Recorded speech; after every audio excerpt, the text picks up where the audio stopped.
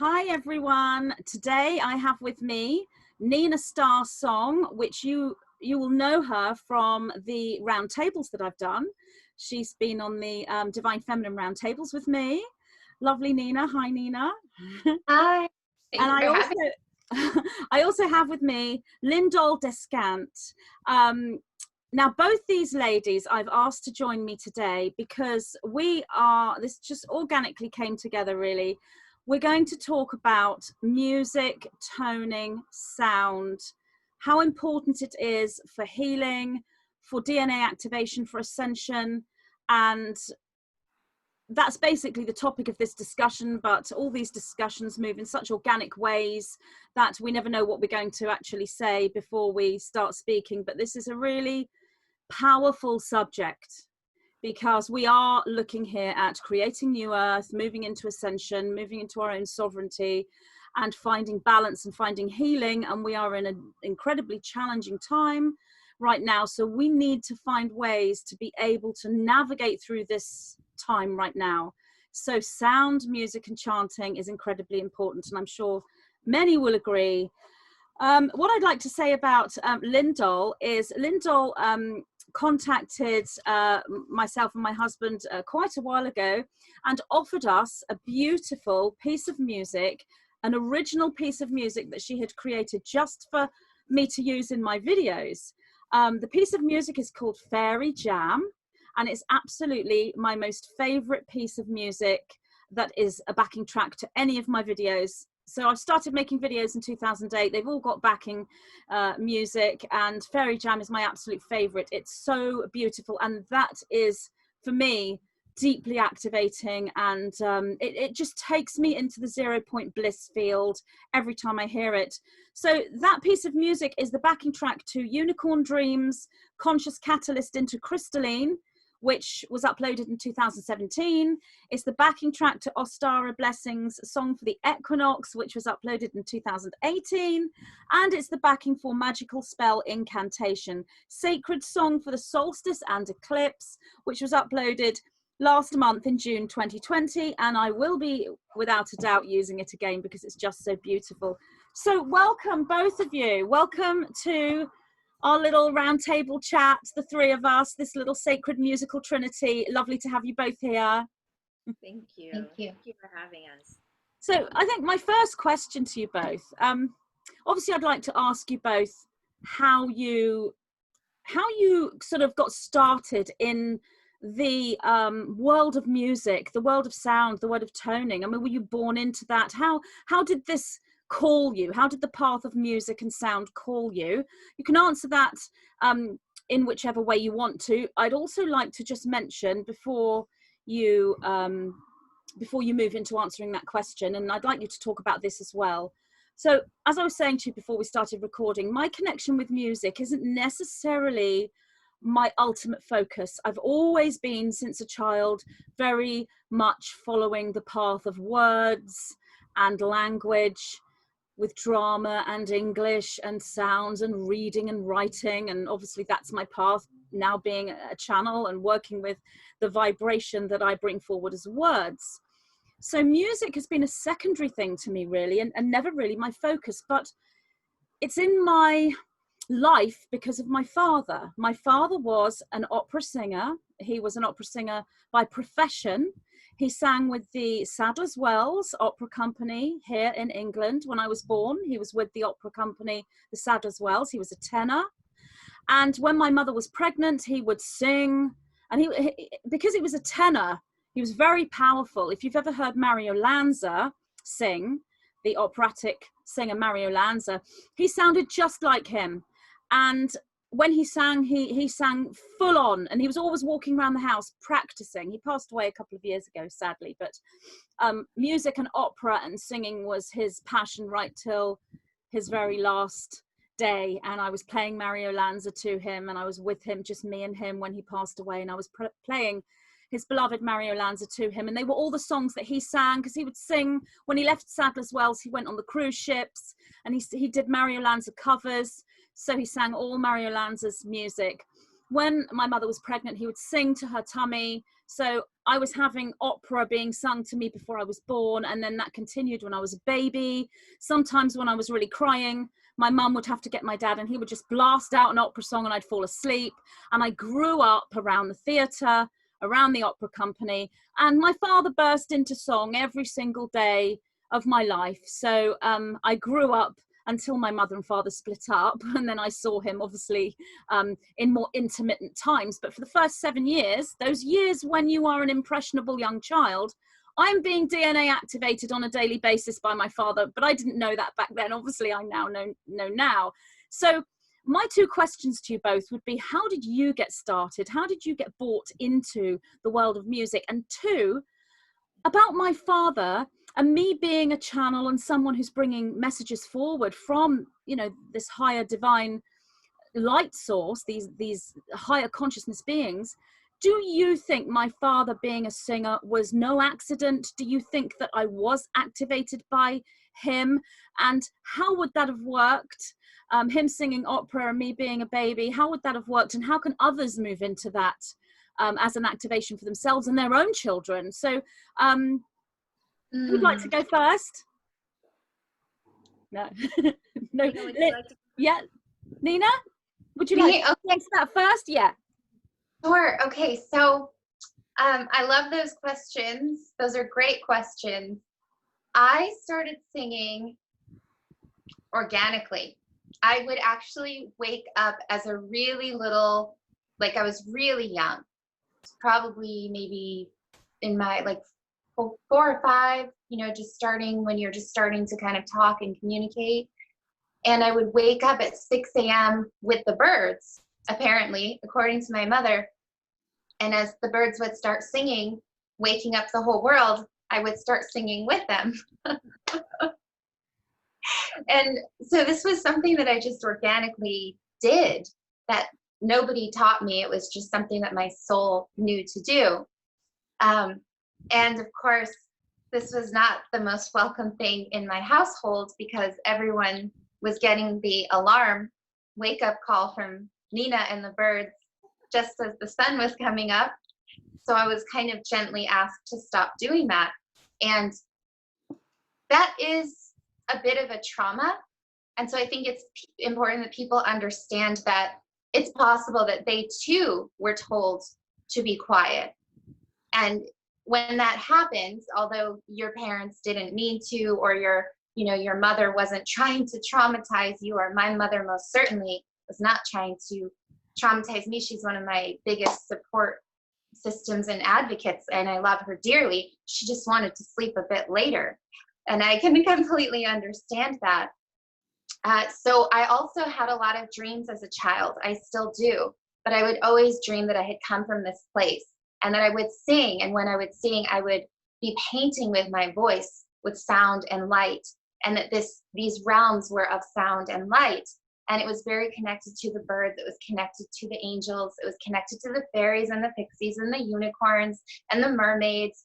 And so I always felt like, oh, I'm this magical being that has come here to sing. And when I sing, I help to bring through love on the planet. So I felt this way as a child. And my grandmother recognized the talent in my voice. So she actually took me to have my voice assessed by a professional when I was a little girl. And the woman listened to me and she said, oh, she's really naturally talented, but you wouldn't start vocal traditional lessons with her until she's older, but she's highly gifted. She has like perfect pitch and she understands the different octaves. And so these were gifts that I came in with. They were not taught. And the interesting thing is that nobody else before me and my sister also is gifted musically. So before my sister and I, we don't have this family history of musical gifting. We were really the only ones. I mean, a few people in my family might sing now and then, but it's very interesting because it didn't come through my mother or my father, for example. So just as a side note, this beautiful woman just had her 100th birthday yesterday. The woman that assessed my voice.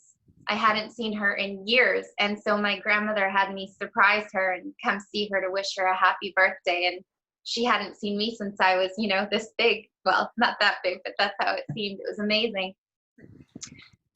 So music, I always wanted to be a pop star. And this is the thing is, even though I had this organic relationship to sound, I was also very attracted to Hollywood, to the lights, to all of the musical stars. I loved Madonna, and I'm sharing this because you know, I'm being transparent about how they use our gifts and hijack us. And so I wanted to be like Madonna. I wanted to be like, you know, just all these women that I saw doing what I wanted to do. I was tapping into them, tapping into this energy that they had learned how to cultivate and amplify, having no idea what I was doing, not realizing that they were part of a dark agenda. So I grew up singing, I grew up acting like you, Magenta. It was also theater. And in high school, I very much got traumatized around my voice. I had a choir teacher who told me I sang off key. At the time I was competing, I would compete in state tournaments for singing. And I was recognized as being a very highly developed singer, singing classically, having great pitch. My father wasn't in the picture, and so this man became like a father figure. Because of that, I trusted him deeply. And his wounding caused him to want to wound others who were very talented, which is what happens. He targeted me. I trusted him. And he told me, you know, you can't sing, you sing off key. I stopped singing for 2 years. It was so traumatizing because when I stopped singing, I started dying inside. And I also had to go through that because one of the things that I do, and I did for actually when I was living in Texas, Austin, Texas, I taught singing lessons for about 2.5 years at a school, working with people who were terrified to sing.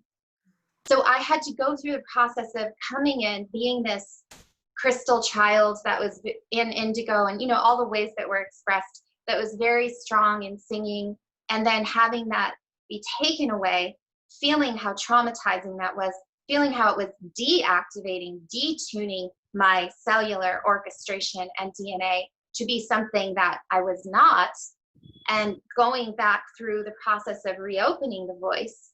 And I would literally tremble. I would have to look at a wall to sing. And the way that that happened was I moved to New York City to go to acting school rather than pursuing my singing career. It's all perfect, but it ended up being singing. But in the midst of one of my improvisation classes, we had to do something that was very hard for us to do in front of other people. So my teacher said, go home, think of something that is traumatizing for you that you don't want anyone to see you do. Okay, so for me, it was singing. So I stood in front of my class and said, I can't look at you guys. You have to turn around. I'm going to do it. And I faced the wall and was like a shaking leaf, you know, trying to sing to get this out again. And at the end of it, my teacher looked at me and she said,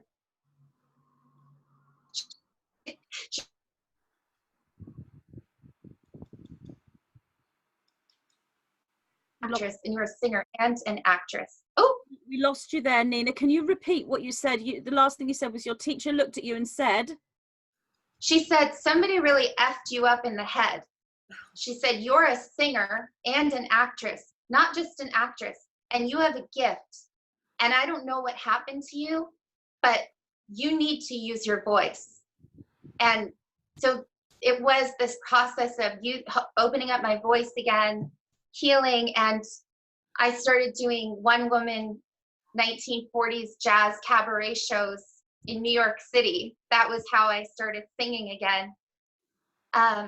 So I really followed this path of how do I make money with my voice, which was kind of what I had to go through. So I was singing on cruise ships, singing jazz, singing in all these cover bands, singing for weddings, getting paid very, very well. And I got tired of singing to drunk people. I got tired of using my voice to amplify chaotic energy. And I also realized that I had a lot of power with my voice, because the voice is a very powerful tool. It can be seductive. It can amplify chaos. It can amplify love. And when you are singing, you're directing the energy in the room. You're directing, it's like you are the trump card of the sound in the room. So I started remembering these abilities of light and sound and healing. And I had always been a channel and psychic. I started connecting more to, wait a second, why do I have this gift? What is this gift for? How can I use this gift to assist humanity? How can I seek back my voice, the voice that was given to me? And I, at that time, left New York City, was directed to Kauai. And when I moved to Kauai, I started singing in light language and speaking in light language, and had a very powerful experience with Kahuna, shaman on the island, who heard me doing this and said, do you know who you are? I said, well, sort of, you know? And they said, you're not from here. And I started laughing. I said, well, no, I am definitely not from here. They said, you're from Lemuria, and you're one of the 7 sisters. You're part Pleiadian. And when you sing and you speak in those tones, you're bridging heaven and earth. You're bringing those codes here through your body. You're helping to create the rainbow bridge. So that has been the journey since then. And in Kauai, I actually made the album that I have now, that I had never released before, that I made about 10 years ago, that was music for star seeds and galactics coming from this realm of 5D New Earth Rising, because I couldn't listen or find the music that I wanted to hear. And I have had experiences recently in the past 2 years that came through a remembrance and a reawakening of the Christ codes in my DNA, very much connected to the Magdalens, of understanding that as a priestess, there's many ways that we are a priestess. And for me, one of those ways is vocally. And it can awaken the golden holy grail of the Kundalini, Christ code, DNA activation. I've experienced some incredible miracles with clients who had physical diseases and issues, and through talking or singing the codes of their soul and resonating at their master key code of orchestration, recreating the harmony in the body from disharmony, those physical ailments went away. So I could go on and on about this, but this has been a huge part of my journey. And I know that we have been detuned as a planet from love to separation, and the orchestra of humanity that sings with all of creation has been created into disharmony. But we have the ability to reharmonize, and we do that by using our voices.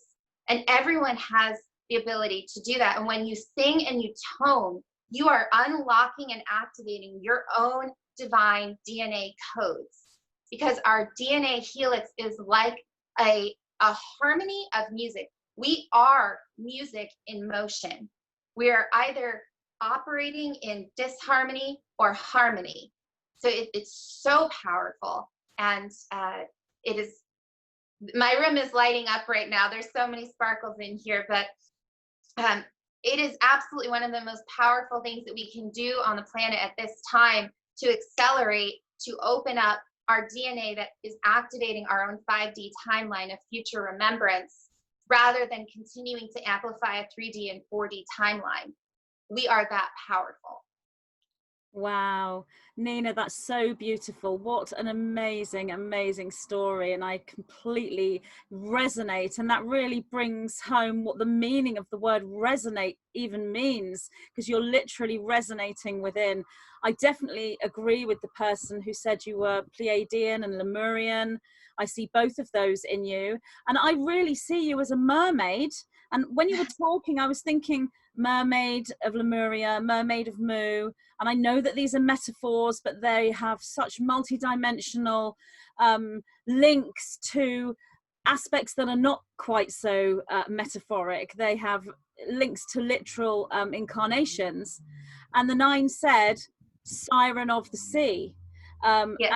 That came through me while you were speaking, and they don't mean siren because I know siren is meant to be something more negative that sort of traps you, but that isn't how the 9 mean it. They mean it of the call of the ocean coming through the waters within the human. So you were definitely born to do what you're doing, and I think it was the same with my father. There was nothing in his parents, his mother, his father were not musical, they were not theatre and acting, all completely unique within him, something he just felt called to do.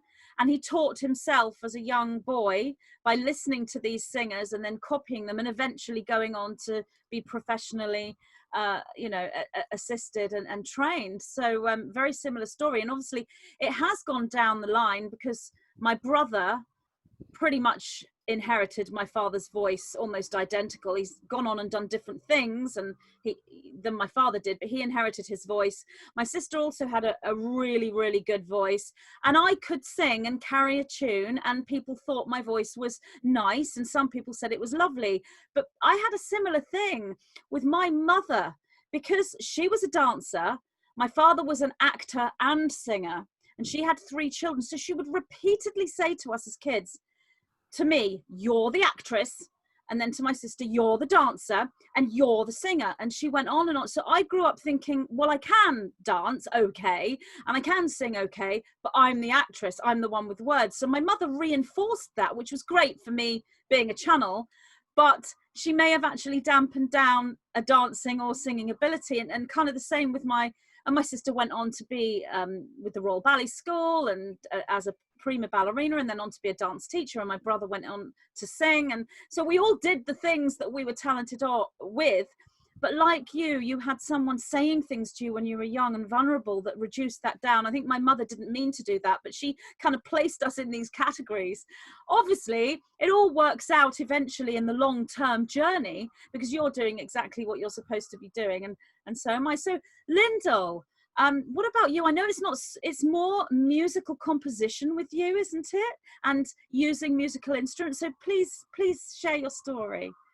Sure, I'm happy to. And that was really interesting hearing that, Nina, your story, and especially how you're able to talk about the magic of music. For me, sometimes words are actually difficult. I have a harder time putting things into words. Sometimes I almost feel like I'm a dog barking when I'm trying to put the things that I'm feeling or understanding, and then I try to bring them into my verbalization. It's one of my least it's one of my weaknesses, I would say. So that was one of the things that brought me to music, was that very much from the time I was a little girl, I felt like it was very difficult to communicate with people around me. And I found music and singing as a way to actually bridge that gap and feel that I could start to express some of the higher ideals without also some of the backlash that I faced, because I was raised in a family, very down to earth, very material. At the time it was the 80s, and it was very materialistic, and the only real music that I knew of was Madonna and Michael Jackson, and for me it was the opposite. Like, I knew I wanted to be nothing like them. I liked their music, but it wasn't for me at all. It seemed actually very like a very tragic life. Even from a little girl, I think I just could see through a lot of illusion. But I was also sort of split at that time when I was young, because there was this part of me that very much wanted to fit in with the world and fit in with my family. There was no musicians, and there was no local musicians. I didn't have any sort of template for music being a pathway that I could take. And at the same time, there was this other part of me, like my soul, that just never left me entirely, even though there was a time when it got so quiet, I really couldn't hear it at all. And I was in music lessons as a girl, but it wasn't, they weren't necessarily inspiring, and I would make up my own songs, and my music teacher would just kind of ignore them. And so it was a lot of like, this whole world was ignored. I had an inner world that was ignored, but it was never completely squashed. And as a 14-year-old, I was very much trying to fit in with the world, but I got acne really bad. And for some reason, this was the thing that kind of started to wake me up, because I think it sort of blocked me from going entirely the direction that I was kind of wanting to fit in and be this beautiful woman, and maybe, if I maybe be an actress. I sort of thought I couldn't do any of those things because of this acne, and instead it made me start reading self-help books and the power of positive thinking, and I fully believed that I could heal my acne, but at the same time I wasn't able to do it. And so that discrepancy really started me on a path of, trying to really, number one, have more compassion for myself and other people, and also to not get entirely pulled into the world. But it wasn't until my early 20s, when I got out of school and was out trying to make a living, that I realized that I needed help, that I was definitely on an awakening timeline. Like I was, this squelched voice was growing in me, and gaining more authority over my life, and it very much pointed me the direction of music. And it was very surprising to me at the time, because it was like, I didn't have any template for musicians. The musicians that I did know seemed the opposite of where I was going, which was, a spiritual path. But it was very clear, like, music is the path for you to follow. So at the time, I was so shy, I couldn't even think about singing in front of anybody at all. So I picked up the keyboard, which is, I had lessons as a girl, so I knew some things, what to do on the keyboard. And I just would sit in my room at night by myself. And I was dating a musician. I had tons of musicians around me, so I was starting to get a template. I was in Austin, and this was, a time when Austin was just blooming with musicians. So I was very much inspired by the musicians around me, but I was so shy, and my self-esteem was so low at that point that I couldn't imagine that I could actually be a musician or an artist. And it probably took me a good 15 years of studying music before I was even comfortable calling myself a musician. I was a mystic first, and music was the tool I was being given as almost like, it felt like a walker or something, or some sort of support system, because it was helping me to bring this inner world out into the world. And it was all very much a slow, it was like a catered process for me personally. It was very personalized how I was to use music, and it was all baby steps. And so I love instrumental music. I'm probably the most attracted to improvisation, and this is where it also kind of crossed over a little bit into like acting improvisation, because what I found was, coming to music from a place of, not getting all the notes right, but instead just sort of being truthful in the moment and playing, what I felt. It was getting me in tune with my intuition. It was teaching me muscles of trust, which is something that for whatever reason, I feel like this life for me is a lot about learning how to really trust. And music was this sort of tangible way to see the progress that I was making. And it was constantly getting me to step out of my comfort zone. And, my self-esteem was raising as I saw that I actually was getting better. And the discipline and the patience that I learned through my practice, it was sort of akin to a meditation practice, but for me, my brain at the time was so active, I was so intellectual. And I would spend hours researching Atlantis and, alternative theories and, dancing Woolly Masters, like the physics of sound. I was studying all these things, but when I was actually out living my life, many of the programs and the patterns were still there. They weren't changing. No matter how much knowledge I got, the practical application of becoming a more loving, compassionate being, I would see that the years were passing, and I wasn't making progress in those areas. So for me, there was something about music being like a measuring stick, and being able to understand that that basically it was about it wasn't just about, you know, intellectualizing things. It was about coming to that 0 point. And I had been so disconnected from that 0 point that that's what actually music did the most for me, was to use it in a way to heal my traumas, to actually write songs or play things from an improvisational place. And you know, it brings me to like the process that I used for Fairy Jam. It's like I'll think about something, or I'll get in tune with an emotion, and then I'll sit down at the keyboard and just play. And it's difficult if you're a perfectionist or you're in your mind at that point. It can really block you from sitting down and just playing through.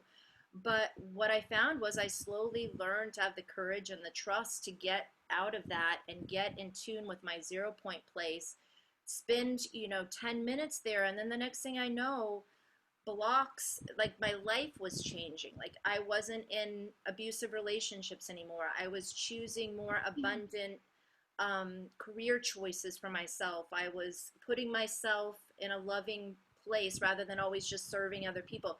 Things were actually changing on the outside in my world the more that I did this process work on the inside. And for me, the music, and I will also say visual arts, have been the greatest means for me to be able to do that incredible, I guess some people call it shadow work, some people call it healing, you know, something to bring myself back into harmony. And it's worked. I mean, for me, it's worked. And it's been a very long, slow process. It's not as glamorous as maybe some people's stories are, as far as just instantly becoming awakened. It's been a very long, slow process for me, but it's also been very gratifying, because I think I really appreciate the peace and the love that I'm able to feel on the inside now, knowing that I came from a place that was so anxious and so confused and so scared on the inside. And so that's my journey has been, you know, both as a performer and a composer, but also as somebody who's very, very much wants to help other people use music in this way. So I teach music, and you know, I'm so happy to be here on this forum, because I think it's about inspiring other people. If they're drawn to this, if they feel the inner guidance to come to an instrument, that they trust that, because it can be revealed very slowly over time, and just how important music can be for somebody. Thank you so much. Honestly, I knew the two of you would have a lovely complementary energy and a complementary story. And even music aside, I think it's really important for other starseeds to witness the great gathering, witness starseeds coming together, listening to them connecting, listening to them talking. But some things came up when you were speaking. Improv was my favorite in drama, because that's the moment of the greatest creativity. Because when you're script learning, script reading, you are really at the beck and call of the director. But when you're doing improv, you're bringing your own creativity out. It's what's in you. And I loved improvisation, and it taught me so much. And I agree with you about life. Life starts to change. The way you are with people, your philosophies, the way you look at life changes when you're continuously being creative in something you love.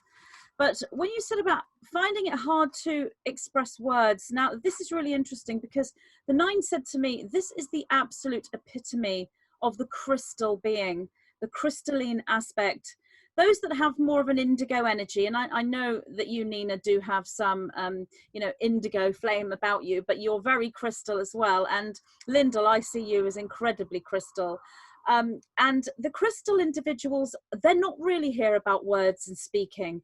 It is very much about going within and broadcasting the crystal signal like a crystal. You know, when you're with a crystal, it doesn't talk to you. Well, yes, they do, but they broadcast. So they just radiate. And I saw a lot of crystal individuals when I was doing personal sessions, and I found that the thought of them public speaking in front of a large audience was just horrible to them. They were just like, no way, I'm not a speaker.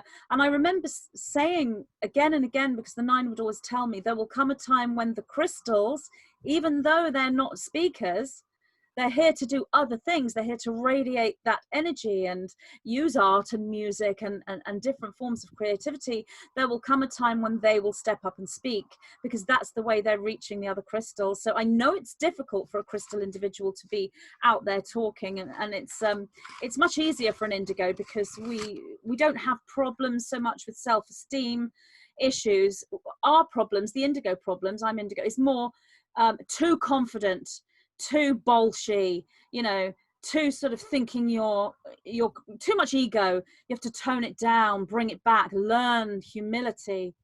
That's the other journey. Whereas crystals have an abundance of humility, and they have to learn to balance that and come into confidence. And so that we all become eventually a crystalline indigo balance. So yeah, that's really interesting. The other thing that came through when you were talking is, you were saying about you know, how music's become part of your life. It just becomes part of you, and that you found that the path of music was the path for you. And the Nine was saying to me that there are a huge number of star seeds, more than anyone is aware of, that are on this path of music, especially the younger star seeds that have sort of woken up in the last, you know, 5-10 years. So young star seeds in their early 20s, teenagers and in their early 20s, but older as well. A huge number of star seeds. And when music calls them, it becomes incredibly personal, so that anyone who knows music is their path will feel not only music is my path, they will actually feel music is mine, or rather in not such a possessive way, because it isn't like that. It will be music is me. They will feel that music is them, because it's so incredibly deeply personal, and that there are so many starseeds on that path. And when we move to New Earth Gaia, music will be a huge part of reality. It's interesting how, well, not so much interesting, but it's something to note that I'm not sure if it's the same over in America, but here in the UK, we're being told, when you gather together, you can't play any music, you can't sing, you're not allowed to do anything that is loud, because that means people have to strain to hear you, so they've got to get closer together. So if you go to the bars, the pubs, you're not allowed music playing in the background. If you want to get married and have a wedding, you can get married, but there's no gathering, there's no music. So this is all being taken. So that's interesting. So what I would ask you both, and say thank you to both of you for sharing, because those stories are just amazing. What I'd ask you both is two things really on totally different levels. I mentioned my father. So do you think him singing to my mother when she was pregnant, and him singing every day, has contributed, I mean, obviously I know the answer, but I want to hear what you say, has contributed to my own activation as someone who's in a higher connection, in that communicative connection? And if so, can parents do this for their children? How can they bring music into an unborn baby's life or their children's lives? How can they use music to assist them now? And then switching to a question that is related but entirely different, the whole thing about mask wearing, the rules of masks. How do you feel as singers who have to learn to balance breath and draw breath when you are toning and singing, and using that toning and singing as a DNA activation? How does the whole mask thing sit with you? You know, how is it sort of against the sacred breath? So activation of music for babies, my father with me, children, and the mask thing. Nina, what would you say about that? Or either question, whichever you want to answer. Well, I see, when we're talking about you and your father, I'm seeing that you had an agreement with your father. And so he came in before you, but you were very connected to each other's journeys. And the codes that were contained in his voice are the same codes contained in your DNA, because, and your mother as well. So she was carrying you, but he was penetrating into the womb with the sound, which were the crystalline tones, reminding you of what you came in this time of becoming from the spirit realm into the human body, because it is absolutely traumatic. So it was an agreement to ensure that Magenta Pixie would indeed be Magenta Pixie and fulfill and play the role that she came here to play as she was growing, that those crystalline tones and codes would be activated. And also, Magenta, I have to tell you that your voice is very much resonant with crystalline tones. When I hear you, I am receiving your resonance. And it is the same with many people. So it doesn't even necessarily have to come through a musical modality. It is that when you speak, it activates codes in me. And yes, what you say is also important, but just you speaking is activating 5D future timeline memory in me, because you have been encoded in that manner. And so many of us have. So yes, it's very beautiful harmonic convergence between you and your father and your mother, and also the ancestral lineages behind that did the same things and that you were a part of, as you chose to continue to come in and to play this role that you've played many, many times. Yeah, you're quite correct. And I knew about the agreement. I did know about it and was aware of it for a long, long time. And that agreement continues. And I know that it's still there. It hasn't ended. It's even though he's passed away. And we actually reaffirmed those agreements consciously in this life and made contracts. So, you know, we were both aware and able to do that.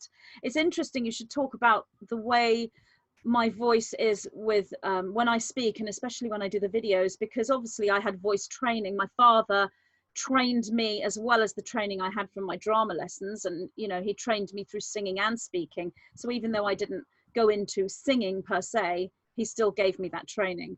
So when I do the videos, the 9 will actually show me certain inflections and certain tones, and because I've had singing training and drama training and projection voice work, I understand what the 9 are asking me to do. So obviously all of that training was never to be a singer or an actress. It was always to be a channel and connect with the 9. But the other day I was with my brother. I went round to my mother's house and my brother was there, and I hadn't seen him for a while, and I'm all excited because you know, I'm with my family and I wanted to talk, and I get very animated. I'm not really like that when I do interviews or when I do the videos, but you know, when I'm with my brother, I'm like, oh, and guess what I read, and blah blah blah, and I'm all like this. And my brother's not like that. He's much more sort of steady. And he said, oh, you know, because he's been on his own and isolated and not around me so much. And he looked at me and he said, talk like you do on the videos. Meaning, like, I want to hear you speak like that. So anyone who knows me outside of the videos and the interviews, I can get very animated. The 9 teach me not to do that, because the voice holds activation keys, as you're picking up. So if I start screeching and raising my voice and talking, that loses that activation. So I'm trained to use my voice in that way and hold that resonance. So it's just funny that my brother said, talk like you do on the videos, please. So yeah, I mean, Lyndol, what do you think about, you know, that sort of question about being able to activate a child before they're born, a child as they're growing up? How can parents use music to do that? And, you know, how does that work? What advice might you have? Or how can people use music and sound to assist them? And I would think in 2 ways, really. One, obviously, activation and ascension.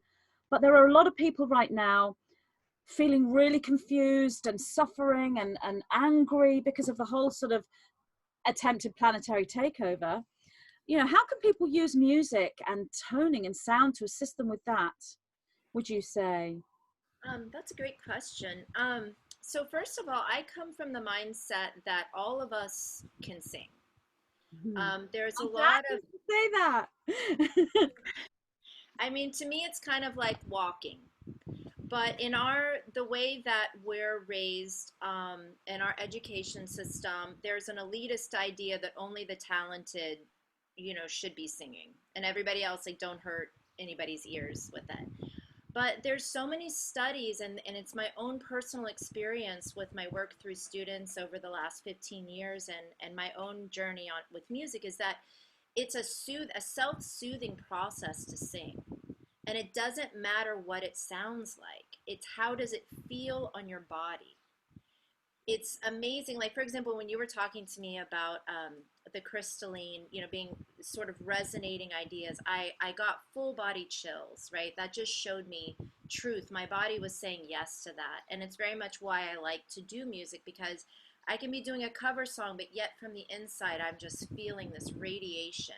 And I can be in a bar with a bunch of drunk people and nobody is paying attention to me at all, and yet I feel like I'm able to send this wave of just unconditional love or healing, or you know, whatever sort of intuitive feelings I feel like. And even before this lockdown happened, when I was out playing, I was feeling like real, like people were getting desperate. It was things, the energy was getting crazy even before this. And so very much just trying to counter with like a soothing, like unconditional or 0 point, like that place where I know everything is okay, love wins.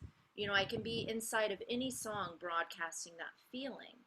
And so much of the music that children are exposed to these days is actually not coming from a good place. Number one, we have the idea that in the 1940s, we went from the 432 to the 440 tuning.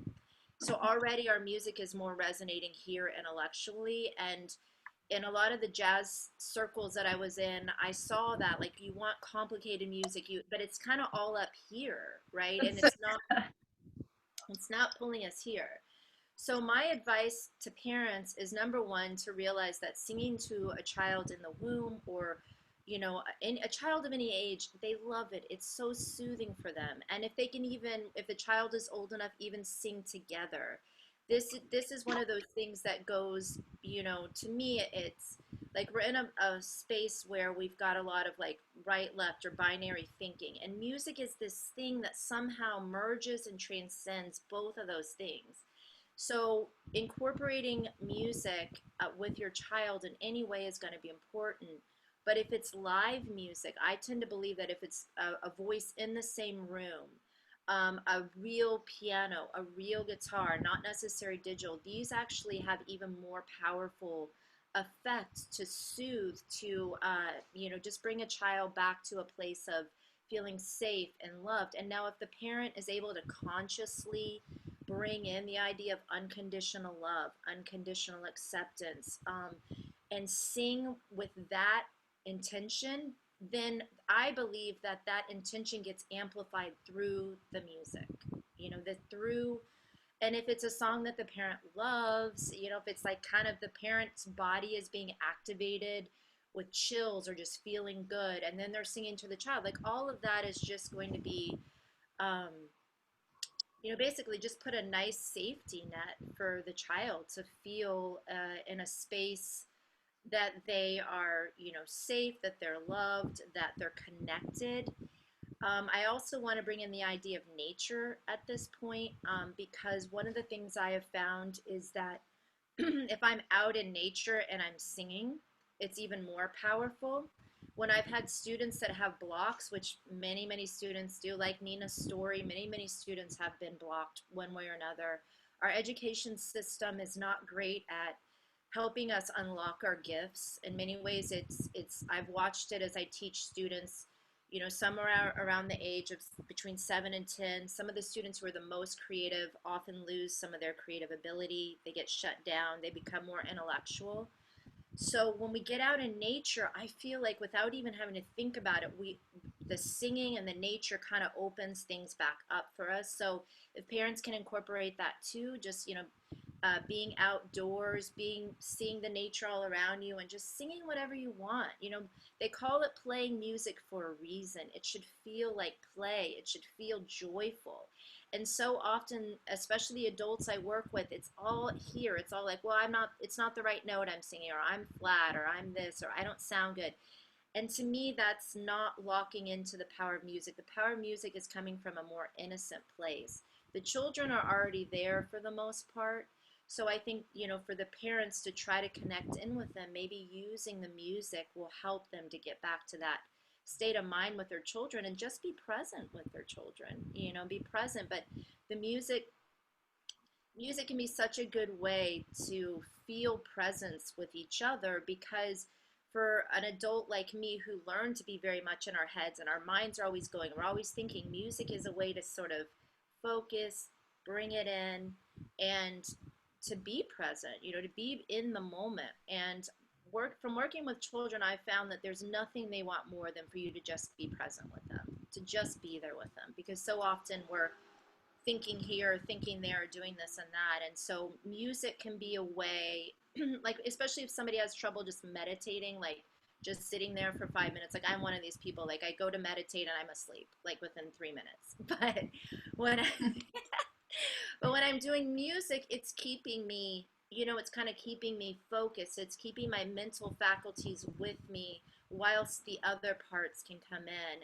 And so that would be what I would say. And I would say that, your father singing to you, I think it's also a testament to how much love he felt for you, and that could just go in so powerfully. Opera singers are some of the most technically proficient singers out there. The things they can do with the human voice are just, I think, we'll be seeing more of that as we evolve. But that is so powerful and so direct. And the part I can speak to is that his love for you just, like a beam to you as you're forming and growing. And so I can very much say that would help you to be in that space of harmonization with your purpose here, as opposed to getting pulled off into distraction or disharmony, like happens to, or in the past happened to a lot of us.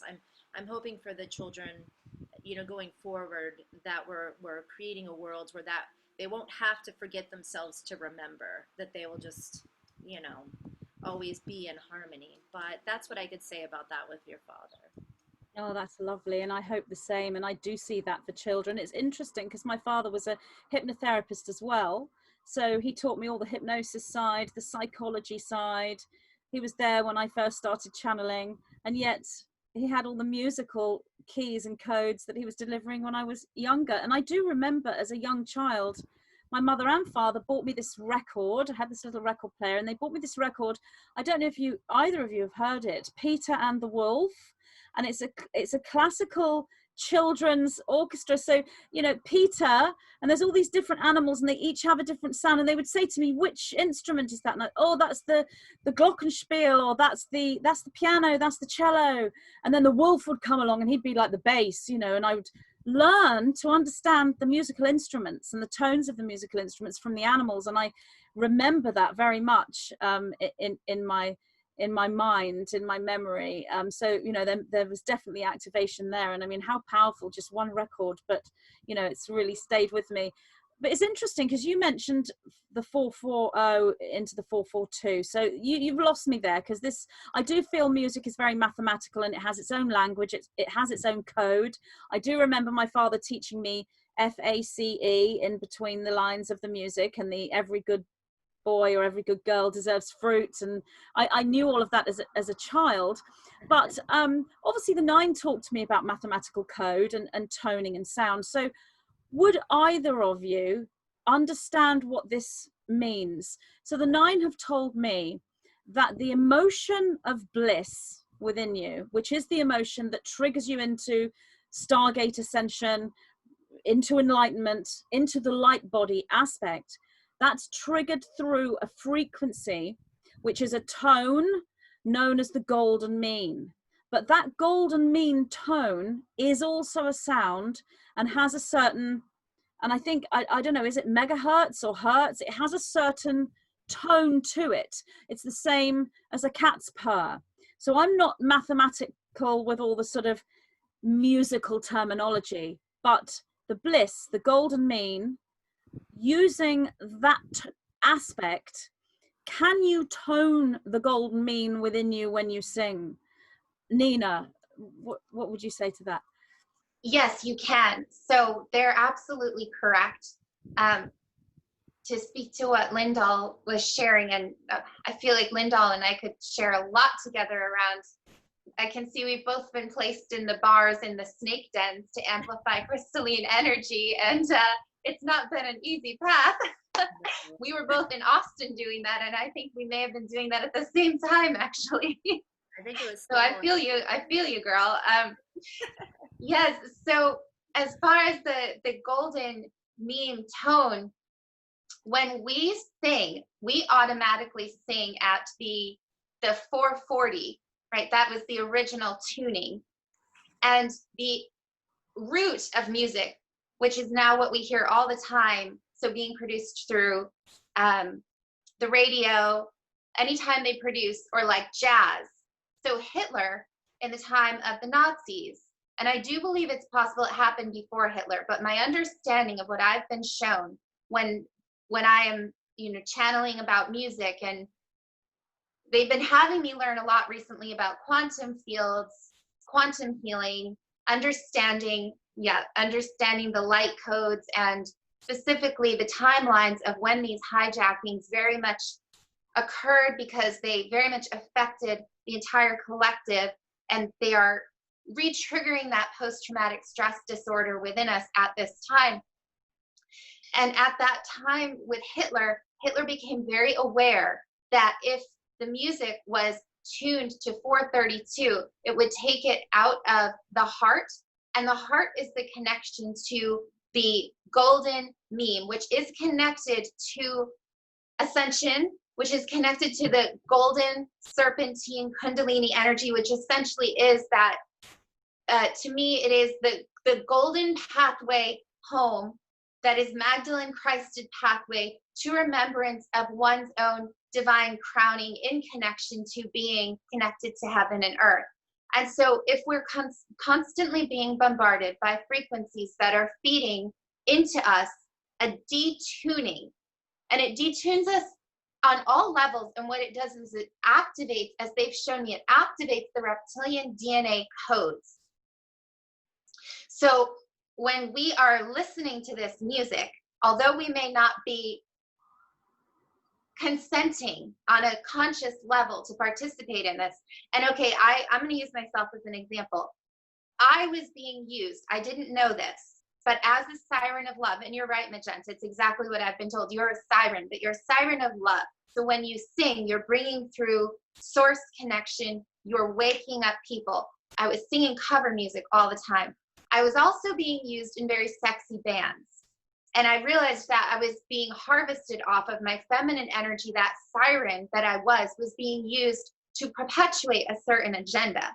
And how I knew that was that at the end of those concerts, I would be absolutely exhausted and broken and adrenally very much fatigued. So I started understanding that I had to protect myself and set my intention before I went to sing. It didn't mean that I couldn't sing cover songs. It meant that I had to set my intention and say, I will not participate in using my voice to amplify a Illuminati or cabal agenda. And when I'm listening to this music or I'm singing along to it, I'm not amplifying what they created this for. So I will actually see a separate template come out that overrides these types of lower vibrational templates, which is this crystalline template. When I listen to songs on the radio, for example, because the truth is we can't escape it. I go into a grocery store, I'm going to hear the latest pop song. You can't really hide from the 432 tuning. So you have to know how to say, I will not consent to amplifying this music. Instead, when I'm listening to this, what I hear they often do is they program it with heartbreak and codependency, especially as a woman. So as you're listening to this music about, oh my gosh, will you come and save me? Like, I need you, I can't live without you. It's really all about like in love rather than rising in love. So I just say, I'm singing this to Christ, Magdalene, and me. This is my eternal love song to my higher self. And by doing that, I literally change the entire experience. So we have the ability to do that. Also, without singing to notes or like following that route on a keyboard. It's interesting because for me, it's all come through vocal improvisation. I did train classically. I'm an opera singer, but I don't play an instrument. And everyone around me has put pressure on me my whole life to play an instrument. There's a reason I never was meant to play an instrument. Because when I sing naturally, or when I receive songs, they're not coming from a natural 432 harmonic space. They're coming from 430, because that's what my ear is tuned to, which is why I came into this incarnation with the gifts that I came in with. When we sing, we naturally sing at 4:30. So when you are in your meditation or you're toning or you're organically singing, even that pop song, most people don't actually in their own ear sing at 4:32. If they don't have the music just in your own home as you're singing, your own being naturally sings at 4:30. And when you do that, you are connecting to that. What they say is you're connecting to the collective heart song that is connected through each individual, and each individual contains a golden master key, which is a part of that golden meme song of creation, which is the song of ascension and is the orchestral harmonic convergence of ascension, because ascension is actually a awakening of the harmonic convergence from a orchestral convergence that has been playing in disharmony and is ascending upon the musical scale back into harmonization. So it's happening through each of us individually, and collectively we are reharmonizing our collective music together.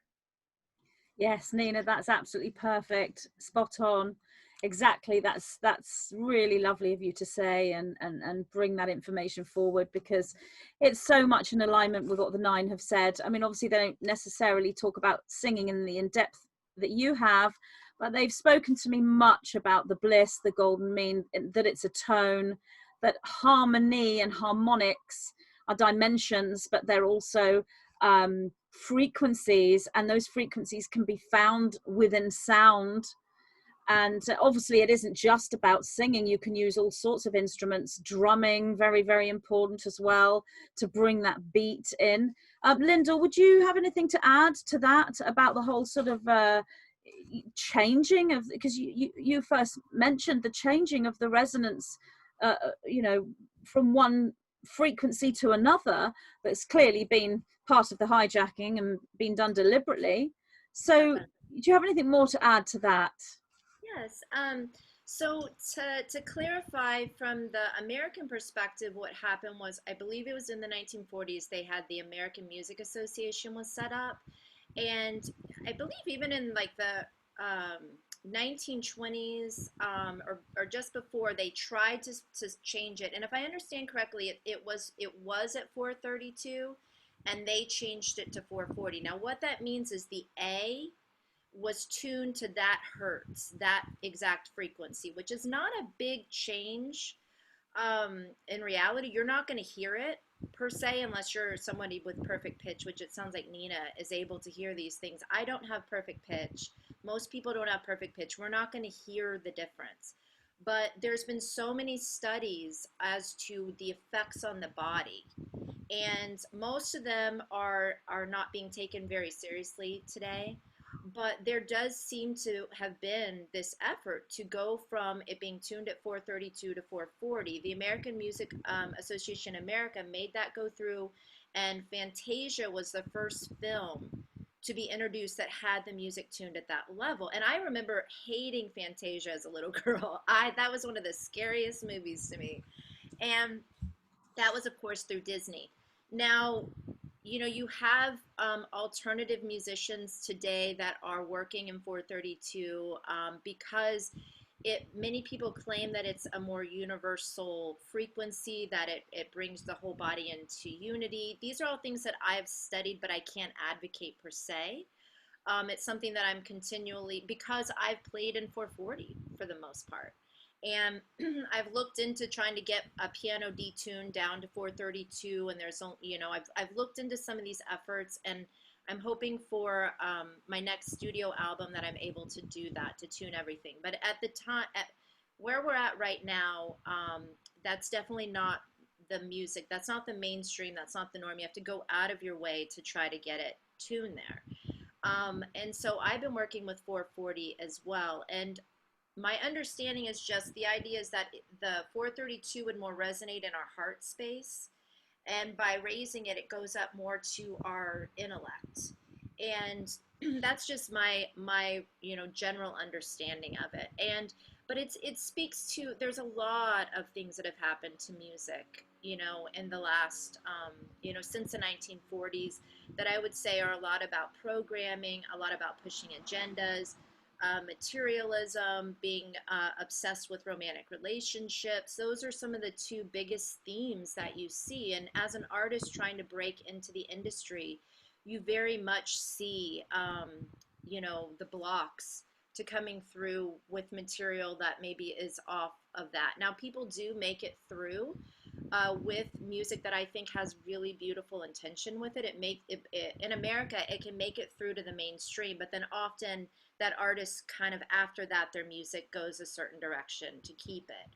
So this is one of and also I realized I hadn't answered your question about the mask. And to be honest with you, I've been involved with an organization called Musicians for Musicians long before this lockdown, because we've been seeing a clampdown on live music anyways on the local level.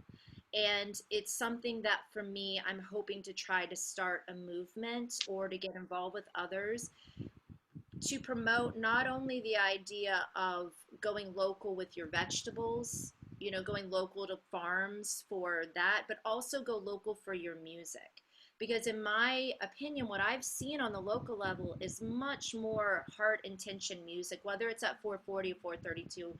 It's coming more from people here, from their intention, from their love of music. And that to me is the type of powerful music that you want to expose yourself and your children to, and maybe even be part of it. Maybe there's musicians out here that, I can inspire to get, to not give up on the idea of there being a local music scene, and it not being so much about making it on this big level to get your music out there, but taking your career into your own hands so that you can keep your integrity, that you can keep, a real message of love, or whatever it is your individual gift is that you feel you need to broadcast.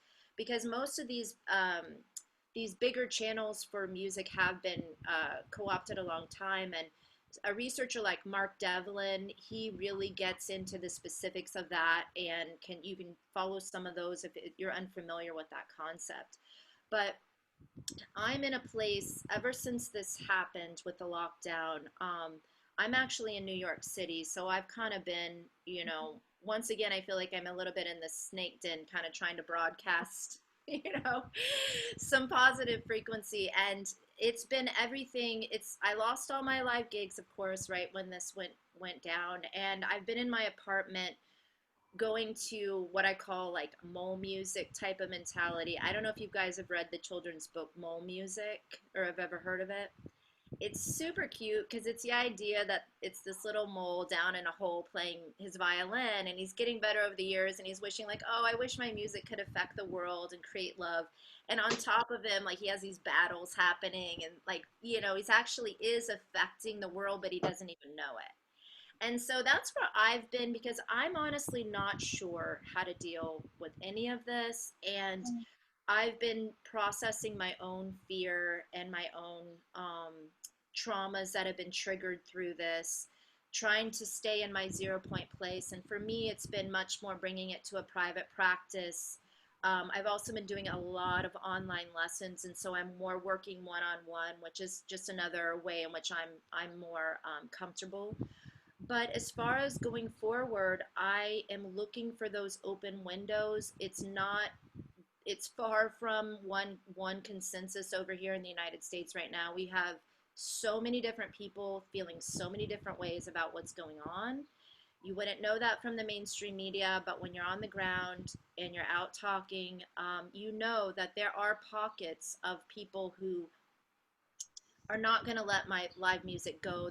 There isn't so much of a talk of like no live music because it will promote that, but the idea of choirs, the idea of singing in groups, which to me is one of the most powerful ways to, feel a sense of well-being and connection and create change, that of course is very much suspect. And now that we're having this second wave down in the South, it's only just reiterated this idea that we're going to be in this position for another year and a half, which to me is just unbearable. So I don't have ready answers yet for how to deal with it, but I don't feel like this is a good, I feel like this has already been done to us in so many ways that maybe this doesn't bother me so much because it was already happening.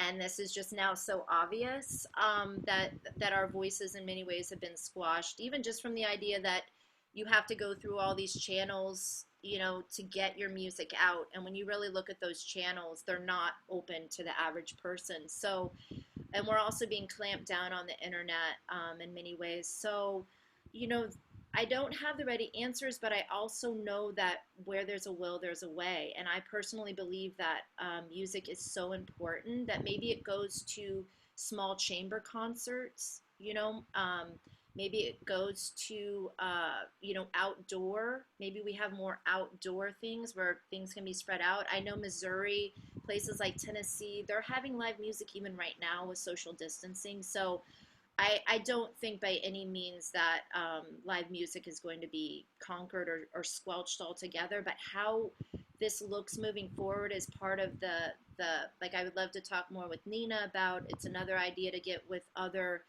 artists out there, because I think it's going to be up to us now. I think it's about musicians uniting with each other and working together to keep the music going. And if it has to be over the internet, then that's what we have to do. But personally, the live experience of being in a room or in proximity to instruments or a singer, there is a step down in a way for me personally.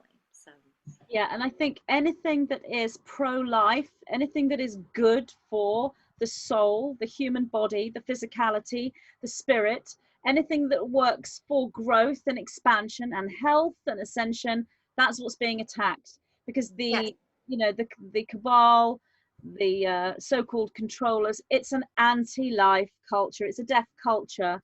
And so we're having to find ways to navigate that and still remain within that 0 point flow and continue to move with pro-life, with love, with ascension. And from the perspective of the 9, we're on track. It might not look that way sometimes, but we absolutely are on track.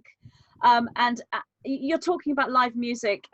When they first said here in the UK that we can't have music as a backing for weddings and you can't play music in the bars, I was thinking of that film Footloose, in that little village where music is banned and it's the preacher won't allow it, and Kevin Bacon goes in and starts shaking things up, and it's brilliant. And my niece actually has inherited my father's singing voice, and but she's predominantly a dancer, but she's a fantastic singer as well.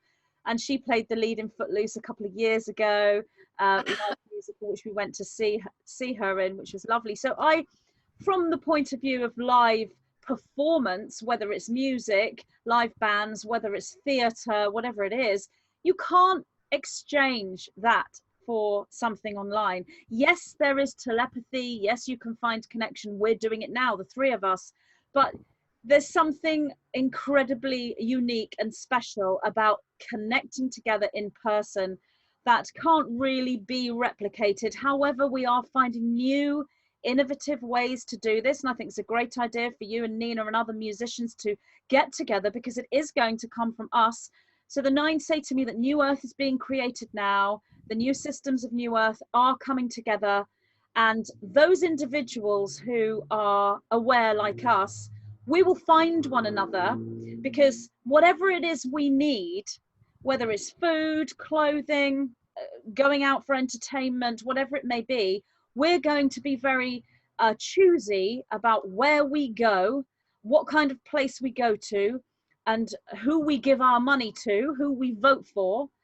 So we are all changing in the way that we do things. So we're looking for ethical purchases, sustainable products. We're looking for companies that don't do all the social distancing and the temperature guns, but that are finding innovative ways, like you say, an outdoor venue. In fact, I recently know there was a Glastonbury, there's always a Glastonbury Festival on around this time of year, and obviously it was cancelled.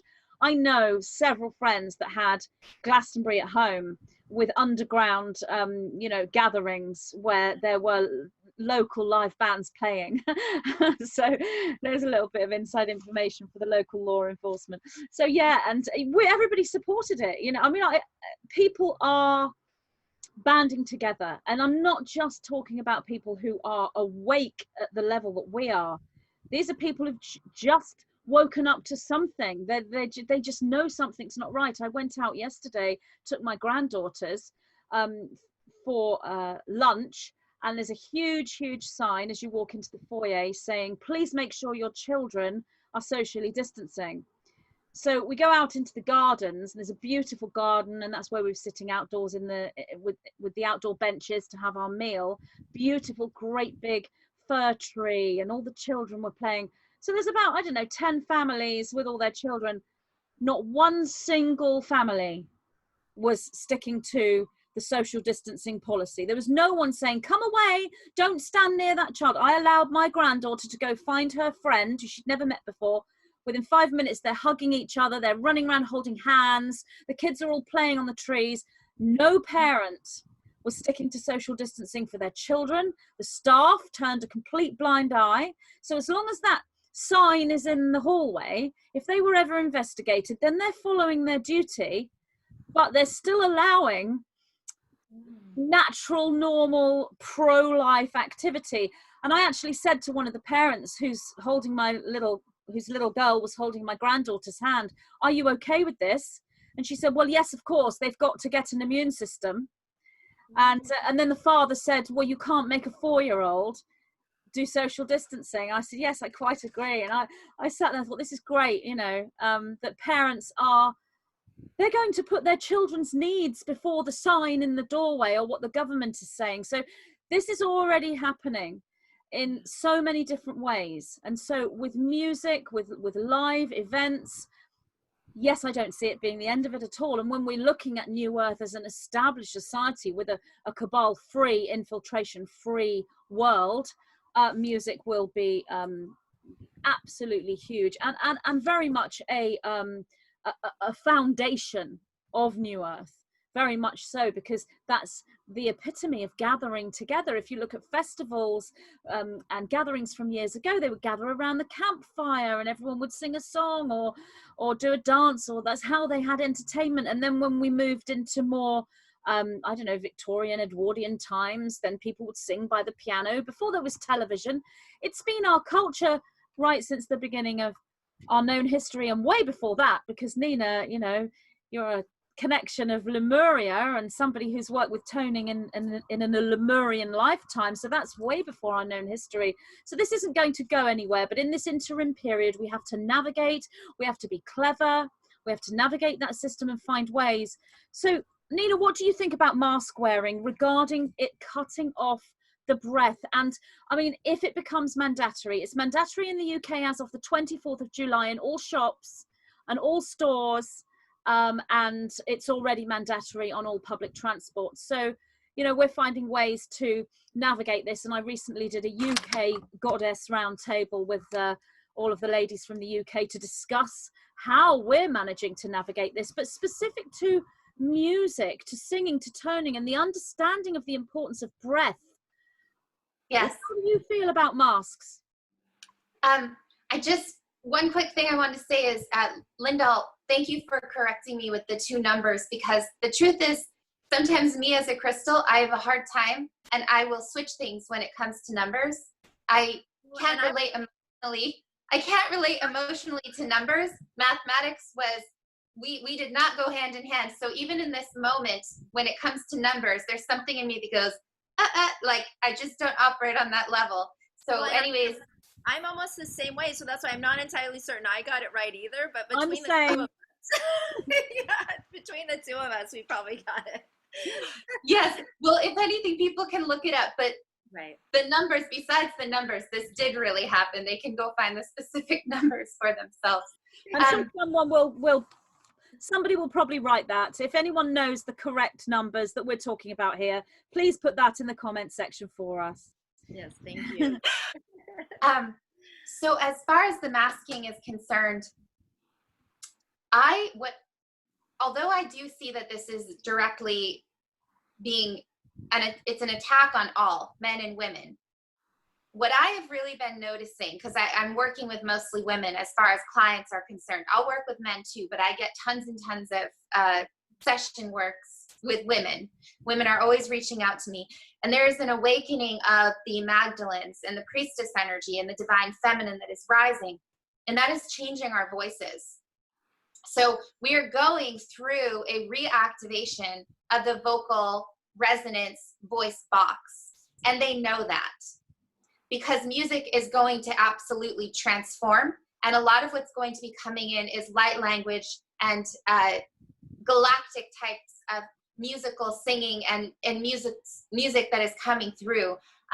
When COVID-19 hit, my ears opened audibly in a way that they've always been opened audibly to the angelic realms, but there was an entirely new opening, and I was hearing 24/7 galactic music. It was the narrative to what was happening on planet Earth. And it was a bit overwhelming because I was hearing this 24/7 music blasting in my ears. And I said, what is happening? They said, this music is downloading you. And when you've been downloaded, the music will, it'll be quieter. You can ask us to turn it down, but it's happening so that you stay connected to the 5D timeline and to the Galactic Alliance and to the star seed music. All the star seeds are waking up right now. I said, okay, so now here we are. So they know that right now we're being activated. Our voices are being activated. And it's not just the voice, the way that we think about the voice. What I see is that the vocal master golden keys, which are a part of the golden meme, those of us that are bringing back the galactic languaging, the cosmic languaging, they do not want that to happen. And that's because when we start speaking and singing in light language, we are activating starseed and crystalline and golden meme DNA codes and deactivating reptilian coding. It's one of the fastest ways to do it. Also, it absolutely obliterates demons.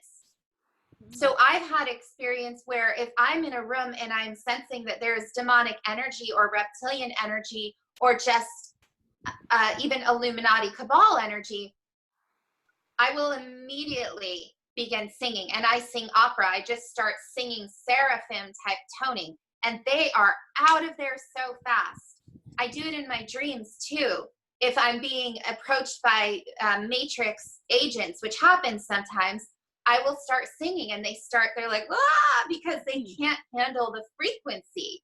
It's a high frequency of love. So the reason that this is so important is because if everybody understands the power of their voice and the power to become sovereign in their voice, we will remember that our sovereign voices have a tremendous power. So we're waking up to sovereignty on all levels. And right now we're waking up to sovereignty of our hearts, of our breath, and of our voices. So what do? They tell us to put masks on. So Magenta, I heard what you had suggested. I think that's brilliant. It's what I've been doing when I have to wear a mask. I don't wear a mask. I say I'm exempt for health reasons.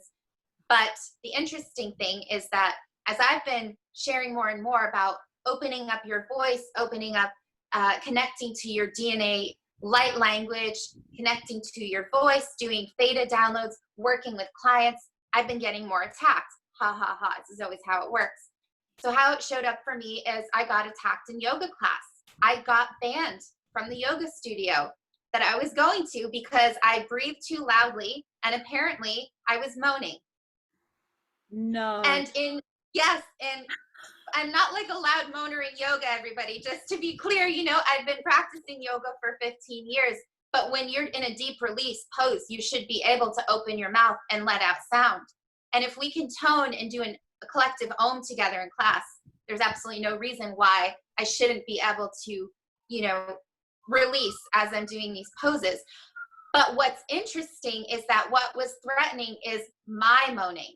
What was not threatening was the man who goes to every class that I've been to, who literally growls aggressively and makes aggressive beast-like sounds through the entire class.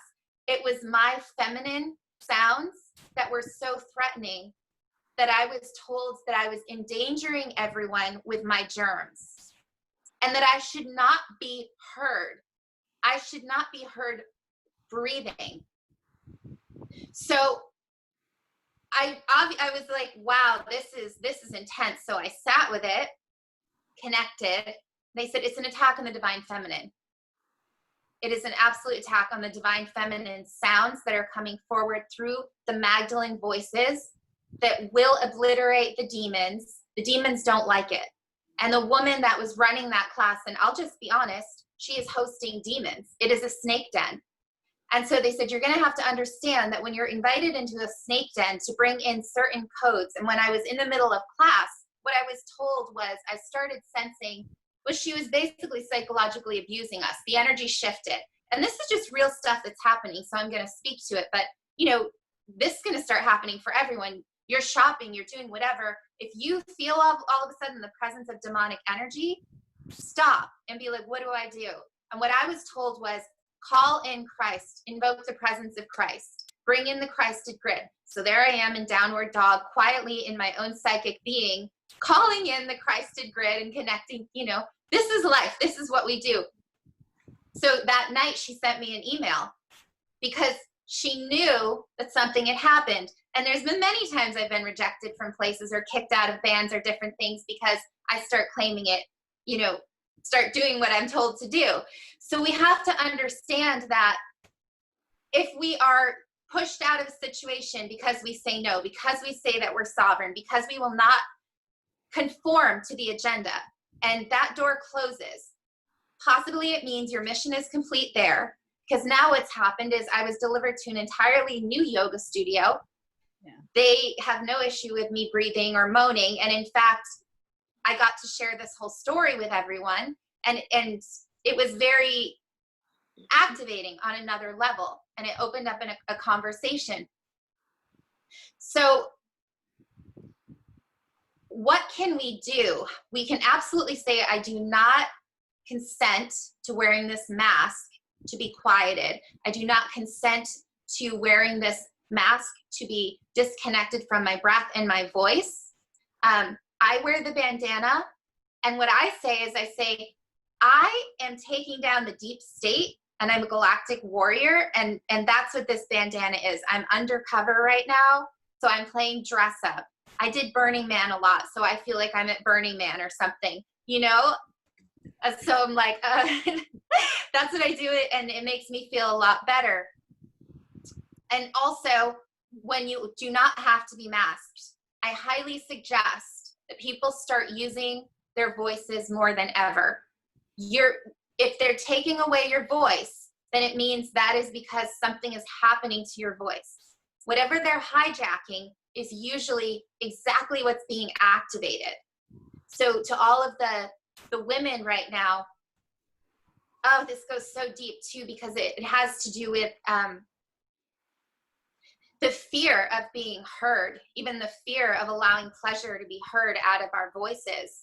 This is so deep. It's such a deep, deep wound. And it's very much connected to the priestess and the Magdalene energy and being told to be ashamed of the pleasurable sounds that you can make. And those pleasurable sounds are what unlock the heart. Those pleasurable sounds activate your heart. They activate DNA codes. They activate them in other people. Those cooing sounds, those deep moans that come out of you, they are like flowers and gems that are coming out, and they know it. And that's why they're trying. Yeah. And they, by the way, they cannot and they won't. So I just need to say that. One of the things that people can do is you can do this on the phone together. I know a lot of the clients that I have right now, I'm doing a lot of light language and channeling their star language through sound. So I'm doing activations on the phone for people. And then sometimes they'll start speaking or singing in that with me and remember how to. And then I know that they've been activated and they're going to continue to carry that resonance. So, and in about very soon, I'm moving to Florida.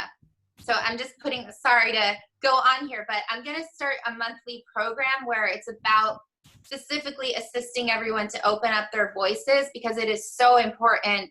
And Lyndol, what you're doing is so important, and we're working on complementary levels.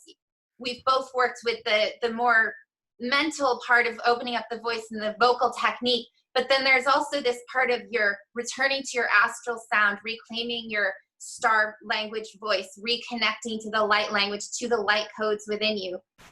And as a child, I would do this in my sleep, and they told me, they said, you know, when children are cooing and doing their gaga goo goo, or sometimes speaking in these languages, that's because they came in speaking light language.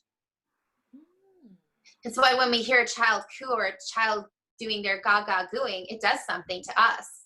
It touches our hearts deeply, because it bypasses the mind. The mind cannot translate light language. So it goes right into the cells, right into the DNA, right into the parasympathetic nervous system, and automatically relaxes it. So it takes you out of fight or flight or post-traumatic stress disorder. And it's exactly what everyone needs right now, because everyone's parasympathetic nervous system is being triggered into a state of trauma right now. So, okay, so pulling it back in, I don't want to take over here, but that was everything that I just had to share, just rushed through. No, that was really, really interesting. And thank you so much for sharing. The yoga teacher, this is somebody who is presenting fear.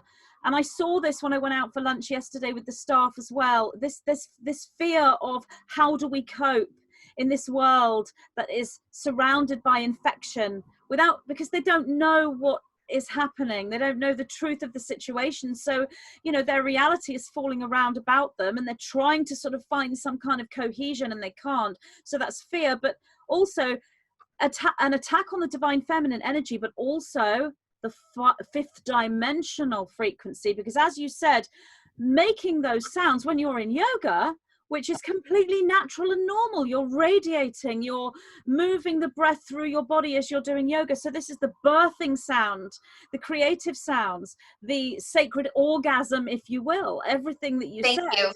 There are keys for the fifth dimensional pathway through the divine feminine.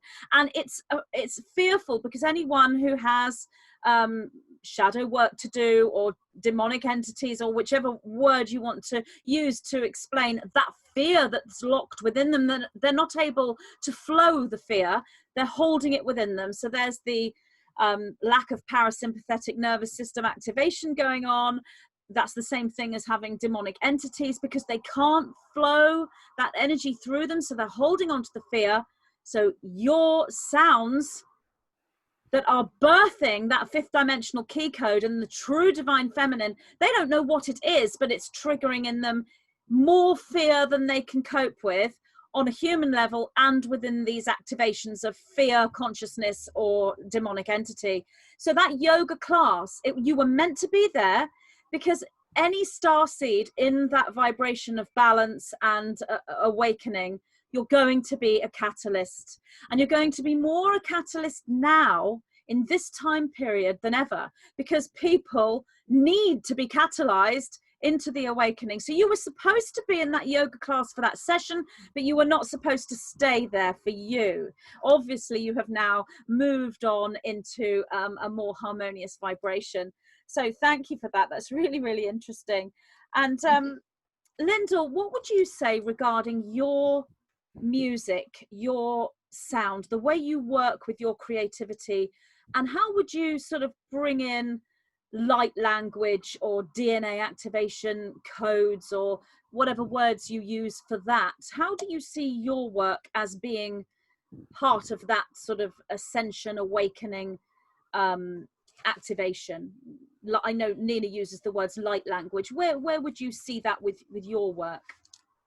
Well, I think, you know, hearing Nina talk about it, it's something that I'd probably want to explore more and hear, and, you know, learn more from her about that. I just say Fairy Jam has all of that in it.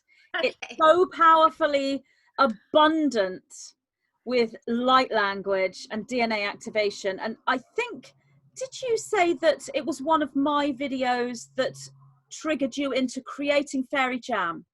And Fairy Jam has triggered me into creating more videos. It keys me into but my channeling keyed you into the creation of Fairy Jam. Do you see how we are triggering one another through our higher creativity? That's the new Earth. That's the new Earth. It's so beautiful, and it's amazing how, you know, as dark as things seem right now, there's such a power in the light. Like, it just moves, and it's so powerful. It's like one small intention can just exponentially change things. And so I would say that I think one of the things that happened for me is that I was so intellectual for a while, trying to understand things, that it actually was a block, because I was always trying to understand it, and it was keeping me in a model of my own control or my own separation. So when I opened up to music, part of that trust is to just know that my intentions are there, that I've done and am continuing to do the work to make sure that I'm not unconsciously under the control of programs, demonic, reptilian, shadow work, you know, clearing those things away. And that way, I think Jen McCarty talks about this on your roundtable, the idea of being an open vessel. You know, I've done the work to try to clear. My heart is so set on the intention of being a conduit of love, to be somebody who's helping to build the new earth, that it doesn't surprise me that I'm not conscious of things that are actually coming through me. And to become conscious, the rest of my life, I want to be a student of these things and understanding, but I also have the trust that I'm conscious of the things I need to be, and other things I'm okay, because I know there's times when I can get in my own way, because I start to understand, and then I still deal and battle with an intellect that wants to come in and control and make it my own agenda. So there might be times that my guides are keeping me, you know, blissfully ignorant, but the intention is so pure. And I put the hours in to train myself to be a conduit on that level. And for Fairy Jam, I had the intention to want to write something for you, something that would complement the videos, because at the time I was feeling such a connection to your videos, and still do. And there's also often a synchronicity that I'll have, a personal synchronicity that I'll have with your work. So I believe that Fairy Jam and the video, I watched several, and it was sort of like that. Everything at the time just lined up and made sense and came through on the level, because I'm often with musicians jamming, and at the time it kind of felt like I was jamming with the fairies. So that's where that came through. So it doesn't surprise me that they're there, but it's also not something that activates my own ego, because I can't get behind it and take the credit for that at that point. And it's something that I'd probably want to study more, and maybe this is an opening and an awakening and a call for me to be a little bit more aware of some of these things. But this is, to me, the power of music. I just don't know anything more powerful than music personally. I come from a family of healers, but not of musicians. But it was clear to me, as a healer and thinking in terms of healing this world, that music was the conduit and the thing to use. And the more that people with positive intentions step up and use it, then the more that we can counter the effects, because there's really been a clamp down and a lockdown to use it for the opposite. But I feel like even one song from pure intention played with maybe even nobody hearing it, maybe the birds heard it, you know, maybe the animals heard it, and it just went out into the grid, that can counter so many other. There's just something about music, and I don't have the ability to. I do a lot of research on this stuff, but you know, as is it crystal? Is it a crystal child? Is that what we call? Because to be honest with you, I've often thought I was more indigo, and so I haven't done much research on the crystal children. So your energy, the energy that you present, is very pure and crystal, but this intellect that you are working with, that is your indigo aspect. So as you balance the two, you move into integration, and that's what's happening. So it's not that the intellect is in your way. It feels like that, because you can think, get away, intellect, I just want to go in the heart. But you are in a state of integration. So you're integrating the mind with the heart, because mind on its own is lost, heart on its own is lost. It has no anchor. The two together bring us into integration. And there are multiple vibrations and tones within that. Indigo and crystal are only two predominant frequencies. There are others. So your energy is crystal, and you present as a crystal personality, but within the mind, the way you think like an indigo, which is quite rare, because many crystals will think like a crystal. But you think like an indigo, but you have a personality and a vibration of a crystal. That's why you feel in conflict, but that's simply your personal integration. And it's quite rare. I haven't seen that many people with a crystal personality, vibration, and an indigo intellect. But we are a beautiful sort of spectrum, rainbow of all different kinds of vibrations. But that's how I see you anyway. And that's why you're being creative musically, because you need the intellect to do it, because the music is maths. So you're working with that mathematical code, but it's the heart that's bringing it through, I feel.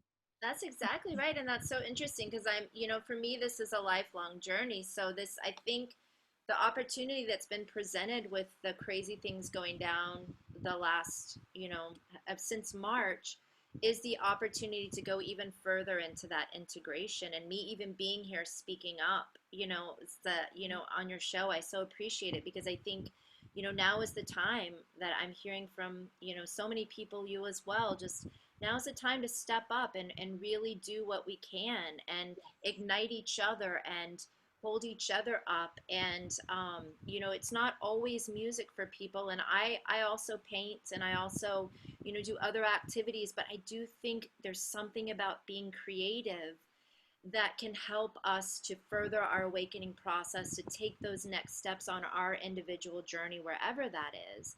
And the creative process, through music, is one of the easiest ways I find. And if it's something that people are called to personally to do, if it's something they're interested in, then one of the things that I offer is a free 45-minute consultation online with me, where you can one-on-one talk to me about what your interest is, where you are with music. And many people right now don't necessarily have money to pay for private lessons, though I do offer that online.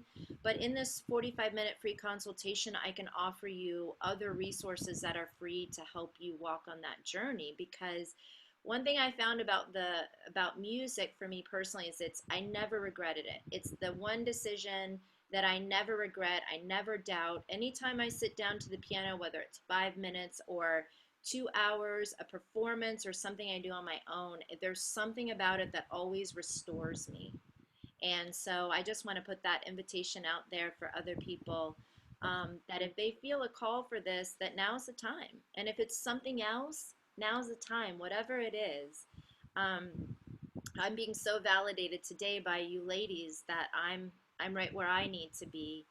And I just want to extend that to other people out there as well, that they feel that 5D understanding, that everything that's happened to now got us to here.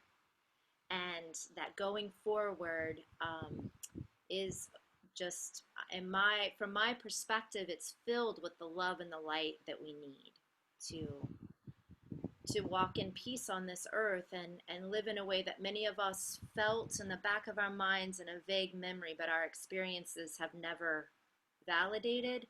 But I'm starting to feel that validation even from my experiences here, even in the middle of this crazy time period. I can't describe the feelings I have on the inside of love and peace and hopefulness. So thank you so much for, first of all, just even using my Peace Fairy Jam is such an honor, and has been such a sense of fulfillment for me that it was being used in such a way, such a pure intention. And I also want to thank you, now that I can say this to you personally, Magenta Pixie, how much I appreciate your work and your example and your sisterhood. And the final thing to say is that I am one of these people that has had a very hard time getting up the courage to use my voice. And It is something important for all of us, men and women, but I do feel like it's more that feminine energy that's been, quelched. And having the courage to speak up and to say our truth, it just is more important than ever right now.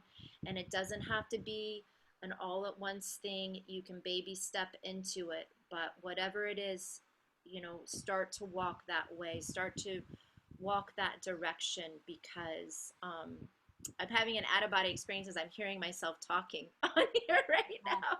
I do know what you're saying. But I just want to say that I know that this is for all of us. All of us have voices to add to this song. No, I'm very, very honored that you joined us today, and Daniel is so pleased because I know he's chatted with you quite a bit, probably more than you have with me. You've had, well, I don't think we've actually spoken. All of your communication's been with Daniel, and I've got an ambulance going past. He said to me, "Oh, it's lovely that you're hosting Lyndol. I'm so pleased." So yeah, because I know he's had a lot of chats with you, and he's the one that does all the editing. So he's the one that's there with all the music, and he's much more focused with music and art because he's gathering the images, and he's the one who makes the creative aspect of the videos. So, the videos that go on YouTube, yes, it's me doing the channeling and the words, but he's the one that puts the images together. So it's a collaboration between us. And, I know he's connected with you, and he was really pleased that you were coming on today. So what else? Oh, yes, it's really lovely that you offered a free session with you. I think that's amazing. That's such a gift. But I will say that I do have quite high views on my videos, so you could potentially be bombarded with people wanting free sessions with you, which is great, but I don't cope with it. Because I don't know. I mean, it just, I've often done that. I've often put something out and said, oh, if anyone would like this meditation, email me. And I've just got hundreds.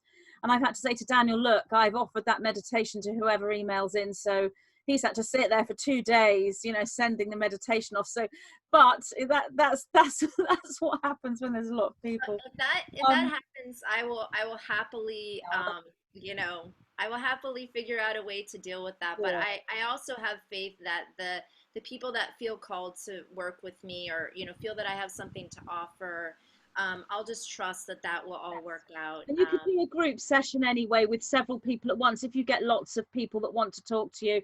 The other thing I would say is with Fairy Jam, you're talking about not being conscious fully of what's coming through, but that's how it is with me with the channeling, and certainly was in the early days. I would bring information through, and I had no real intellectual understanding of what the channeling actually meant. And it was a big leap of faith to actually not only bring that through, but deliver it to other people. So you're going through the same thing, which really tells me, using sort of new age terminology, that Fairy Jam is a channeled piece of work. And if that is, then probably is so much all of your work. So you're a channel like me, but you're just bringing forward music instead of words like I am. And with you, Nina, talking about the indigo and the crystal. So with you, Lyndol, it's a crystalline presentation, a crystal personality, but indigo perspective, indigo thoughts. But with you, Nina, you are, I feel, a blend of crystal and indigo within your personality and your thoughts. So it's like, with you, Lyndol, it's in the crystal is the body, the physical, the mind is the indigo. But with you, Nina, you've got both. And with me, I'm kind of indigo. I have to work really hard to find the crystal. Would you kind of agree with that, Nina? And also, would you like to talk about light language and DNA activation through your voice? Because I know that is your speciality. I would. I do agree with that, very much so. And I also see it as a rebalancing of the Atlantean and the Lemurian aspects. Yes, it is. It's divine masculine, divine feminine. I take it as a compliment that you said that, because I think that for a long time I was expressed more as crystalline, and I had forgotten about the indigo. So the indigo stepping forth has kind of been a new awakening of me saying, oh yes, I'm also indigo. And it has also happened through a reunion with my divine masculine, and doing the shadow work around the masculine. I had done a lot of it around the feminine, but with the recent divorce situation, it really caused me to look at my own masculine and do that shadow work on an even deeper level. And it has shifted my energy tremendously. So, and now moving to Florida is like very much connected to Atlantis and the ocean and the dolphins. So many people are moving. So many people are moving.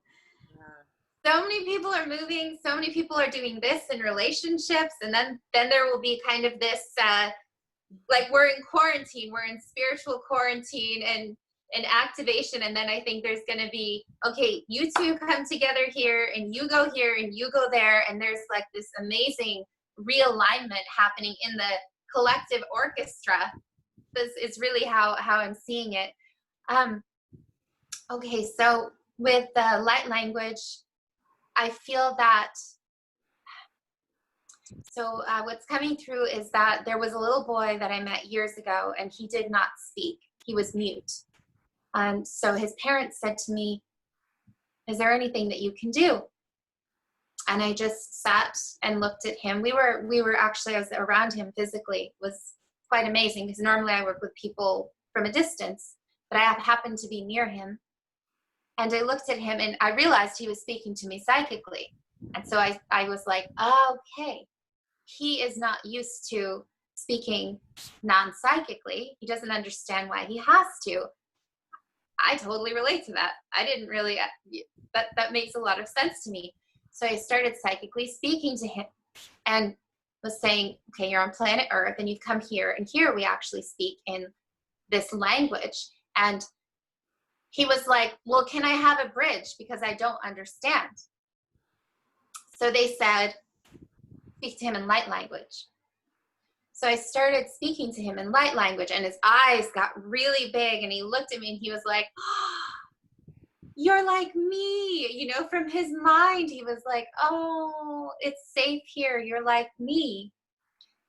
And his mother called me the next day and she said, well, he's speaking, but he's speaking in light language, but he is speaking. Yeah. So I feel that just in a way that light language can be a bridge, especially when it comes to children that are maybe have come in and are presented as what we would call autistic. I do not align with that label at all, but basically there's aspects of them that didn't fully incarnate in the body, or they're operating on a different level of consciousness, or there can be times when part of the soul is still scattered because they didn't fully integrate into the body. It can help them in actually coming fully into the body. It's the same thing with trauma.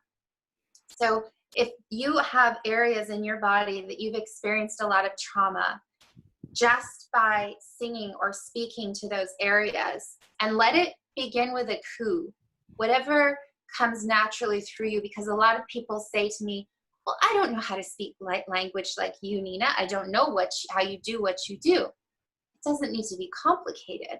We're using the voice and the tonality as an instrument.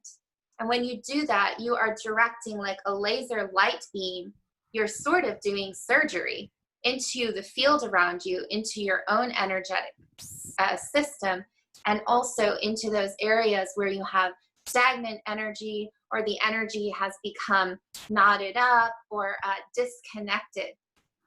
You are essentially doing light surgery to reharmonize so that things can flow once more and we can come out of this locked state of being. I also, one of my favorite things to do, and the way that I very much remembered, because as a child I did sing and speak in light language in my sleep, but I didn't know that. My mother told me that years later when I called her from Kauai and said, well, I kind of do this thing. I don't know, I kind of do this thing. And she said, oh, you've done that your whole life. You did it as a child in your sleep. I thought you were speaking in Russian, or I didn't know what you were speaking in. But it was being in nature first that I would just naturally start doing this And it was my own way of communing with all of creation. It was my way of feeling like I could be seen as the starseed or the fairy or the mermaid, so many labels at this point, but just naked in my soul's expression. Because I've never felt fully comfortable with the English language or any languages really. I've never felt like I could express my emotions and the poetry in my heart through this extremely limited angular vocabulary. I do my best, but I have so much more to say, and I know that we all do. And so when you allow yourself permission to just flow with whatever wants to come through you naturally, without an idea of what light language is or isn't. Because that is the other thing, is we've had a lot of sort of imprints or ideas by hearing someone else's light language that, oh, it needs to sound like this, or it needs to sound like Nina, or it needs to sound like this other person. Let it be yours. Your soul remembers your natural vocal resonance and tonality. I know that we don't have enough time, but I do have on my YouTube channel which is free for everyone, an activation through theta to unlock and to open up your own vocal stargate, because your voice box really is a stargate, and it really does bring through these galactic codes. And what it does is it allows you to embody your galactic self even more so, and to remember who you are in the future 5D timeline. The way that I see this is that we came back from the future. So as I began to live more and more in the future, I understood that my future 5D self, that I would be like, oh, hi, there you are on the new Earth, was directing me on that timeline. And when you sing and speak from that space, you are commanding everything around you to resonate at that frequency. And just like you said, Lyndol, when you started changing the music on the inside, you changed the music on the outside. We really are constantly living our own song. So we have the ability to direct it to be the orchestra of our own life song in each moment. And emotionally, if what you're seeing is happening around you makes you feel like, oh man, the drum has taken over the piano. This is just like I guess she gets it. This is like musician humor. What does that drum represent? Is it aggression? Is it some shadow aspect that's trying to drown out the inner child's voice that is the piano, that's trying to say, I need help, or I need love, or I'm not being seen, or I'm not being heard? So this is how I really feel like we can take music and take light language and bring it back into making it ours. So I just want to apologize. I'm feeling to apologize just on a collective level right now. I'm sorry for anyone who told you to shut your mouth. I'm sorry for anyone who told you to shut up. I'm sorry for anyone who told you you can't sing, or told you you sound like nails on a chalkboard. I'm sorry that this happened to you, that this trauma happened to you. And it's not true. And it's really up to you to reclaim your own voice. And that's what it means to be sovereign. Sovereign in all ways. Sovereign in your own vocal expression. Sovereign in your own breath. Sovereign in allowing that sound to flow through you and resonate through you and flow out of you, to reprint your resonance onto the field around you, to rebuild the matrix of what is existing outside of you. And we do that from the inside. That's so beautiful. Nina, if you wanted to do a light language activation, you can, if you'd like to, before we, say goodbye.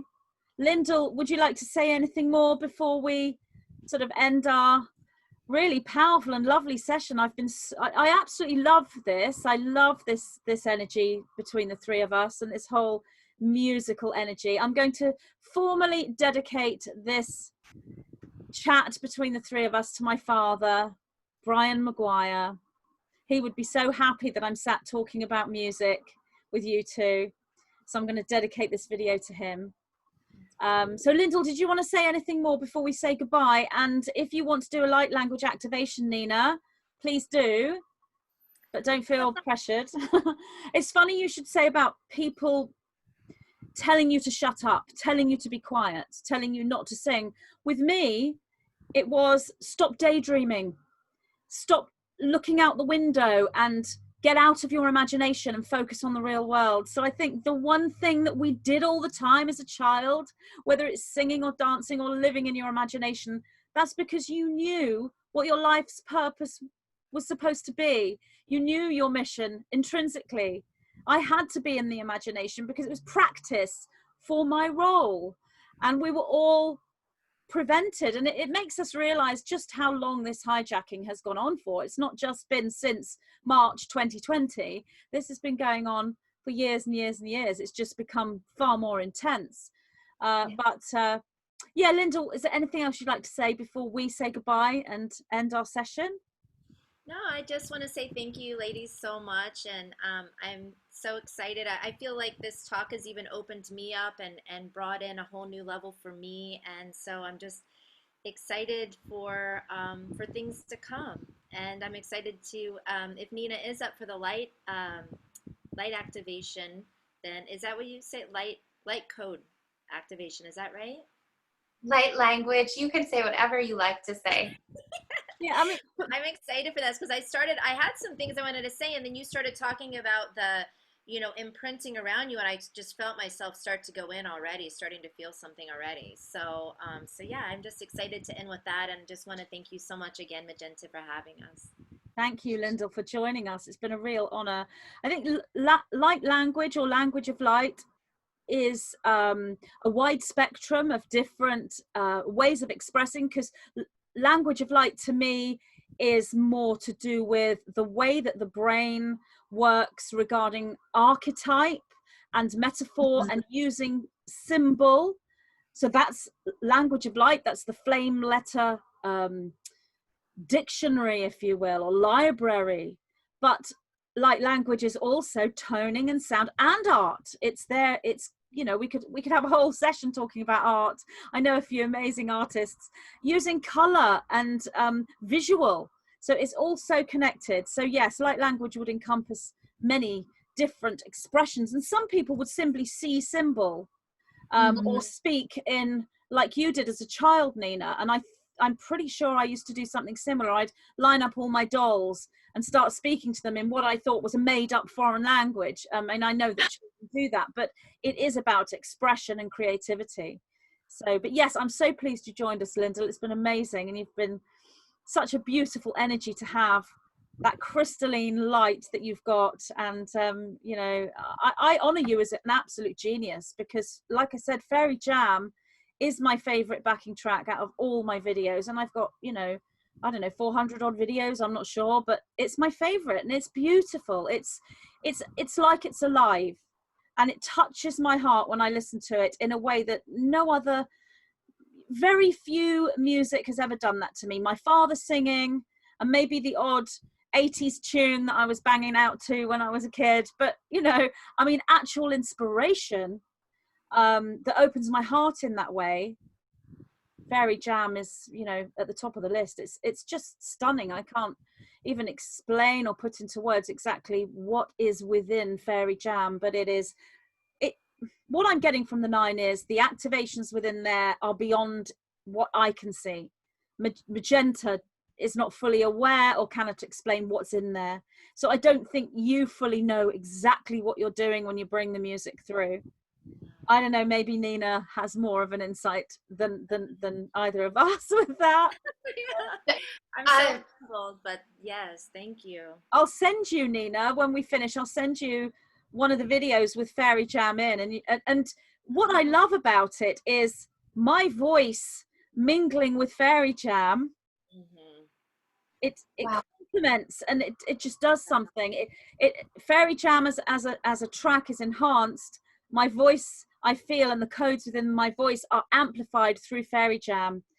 And it's a collaboration I mean, you, Nina, were saying about me and my father making an agreement. Well, we've made an agreement. Us three made an agreement before we were born. Oh yeah. To do this video right now, and you and I, Lyndol, did an agreement for Fairy Jam to be on one of my videos and for me to speak. We made that agreement. That's what we're all doing. These are the positive contracts that we create. These networks of light that are all there prior to our birth, and that we can change while we're here, when we have the ability to move into the 0 point and change everything. So it's so multi-layered, so multifaceted. And what you're saying, Nina, about being from the future and coming back into the past, that's the starseed journey. That's why starseeds are somewhat disorientated when they wake up, because they then think, gosh, this reality is so old-fashioned. It's so old. That's because you are from light years in the future. All the star seeds are from different time zones and spaces and dimensions and planets, but we're all from future pathways, because that's how it works with incarnation. The very first incarnational seed point, the inception point, is a futuristic point. We come back. Time doesn't work in a linear sense in that higher reality. So all the star seeds will be aware of that when they wake up. But Nina, would you like to do a light language activation or not? You don't have to. Oh, I would love to. It's funny because I was supposed to have a client at 1 and she's gracefully agreed to reschedule, but this is all meant to happen because I feel like I'm also meant to bring through a theta transmission to assist just on this platform for everyone listening. Important to help people open their voices right now. So if that's okay, Magenta, I would love to also bring that through. Is there enough time? Is it okay? If you two okay to carry on and do that, do we close our eyes, or is there anything we need to do to receive or amplify your light language? Just being you is amplifying the entire 5D timeline. So you can just, and I say, if you're moved to add anything, sometimes it starts moving people's hands, whatever is coming through. I always trust that. So, okay.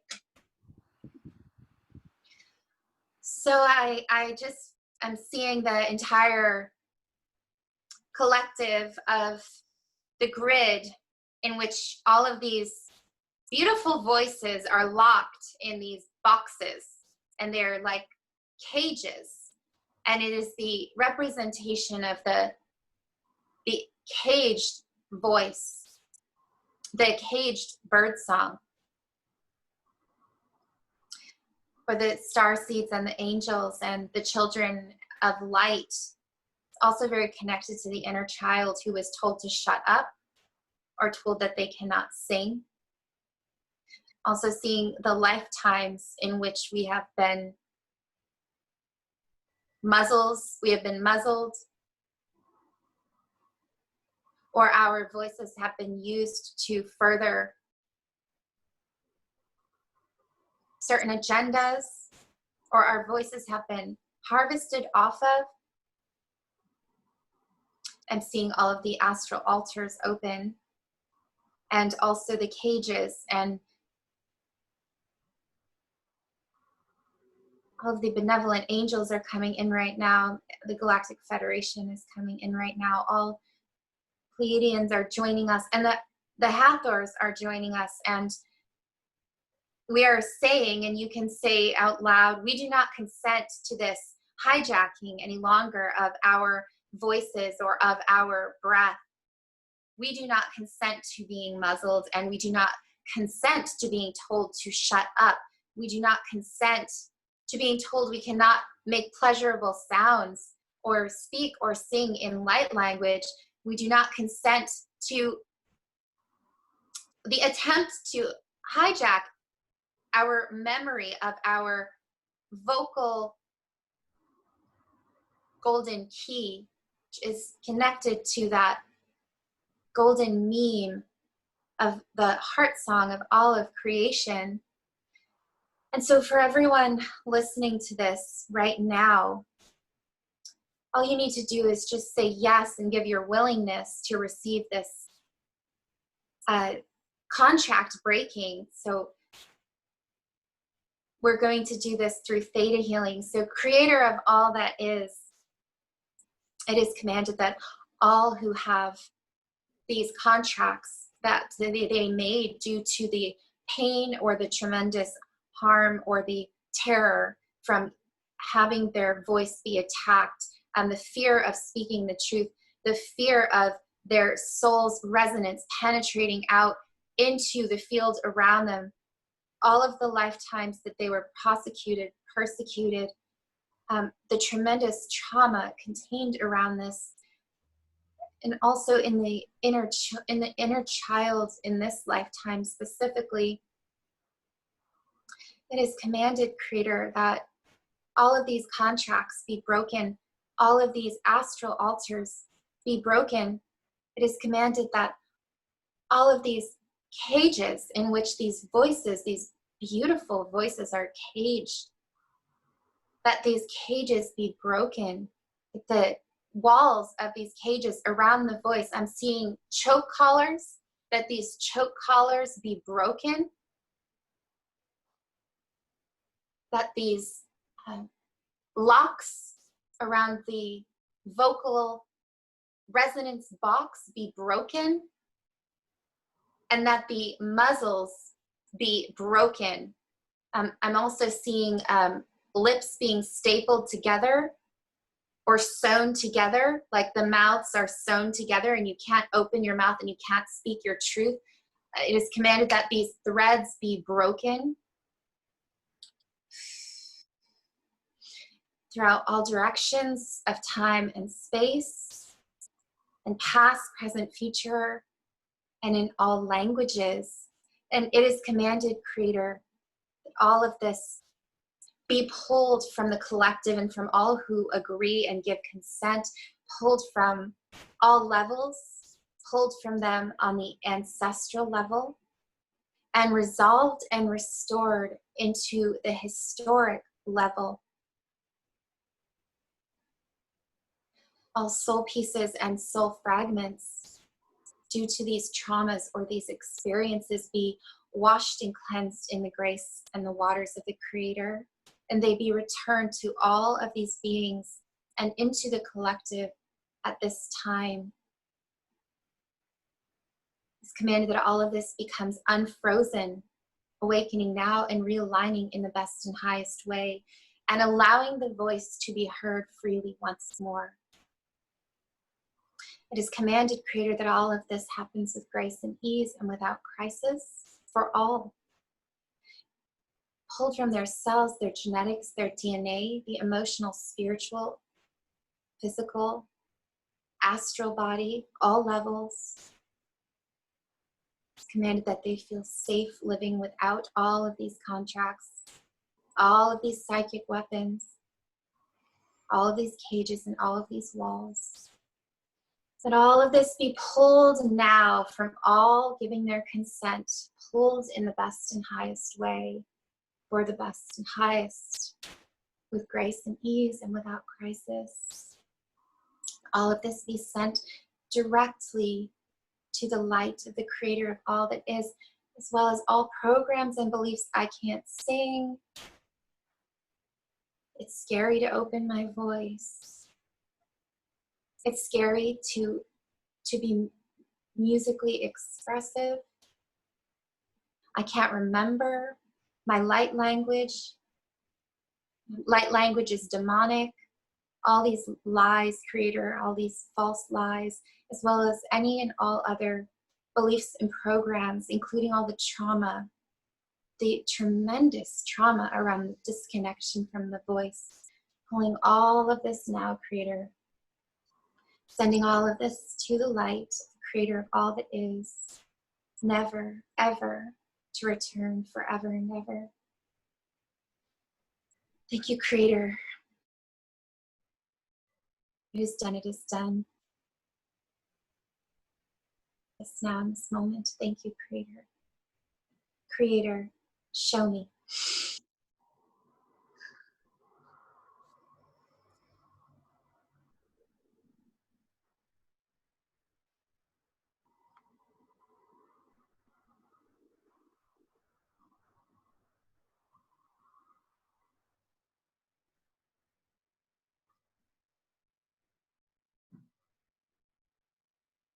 and creator of all that is, it is commanded now that all receiving, giving their consent to receive, that it be downloaded into their cells, into their genetics, and into their DNA. I know what it feels like to embody and to allow my vocal stargate to open and to sound out my own DNA codes. I know what it feels like to sing or to be musical or musically expressive without fear. I know what it feels like to live without walls around my voice or walls around my breath. I know what it feels like to allow my voice and my light language to be remembered and to be heard and to be expressed with grace and ease and without fear that if I express this, that something bad will happen. I know what it feels like to love my voice. I know what it feels like to see my voice and my voice box and my breath through the Creator's truth, perspective, wisdom, and understanding without the trauma of the past, without the overlays of the past. I know what it feels like to hear my voice through Creator's truth, perspective, wisdom, and understanding, to trust my voice, to trust my soul's light language. I know what it feels like to remember my original soul light language and to feel fearless to sing and to speak it out and to use it in the world around me. I know what it feels like to be a channel for this and to receive it with grace and ease and without fear that something bad will happen.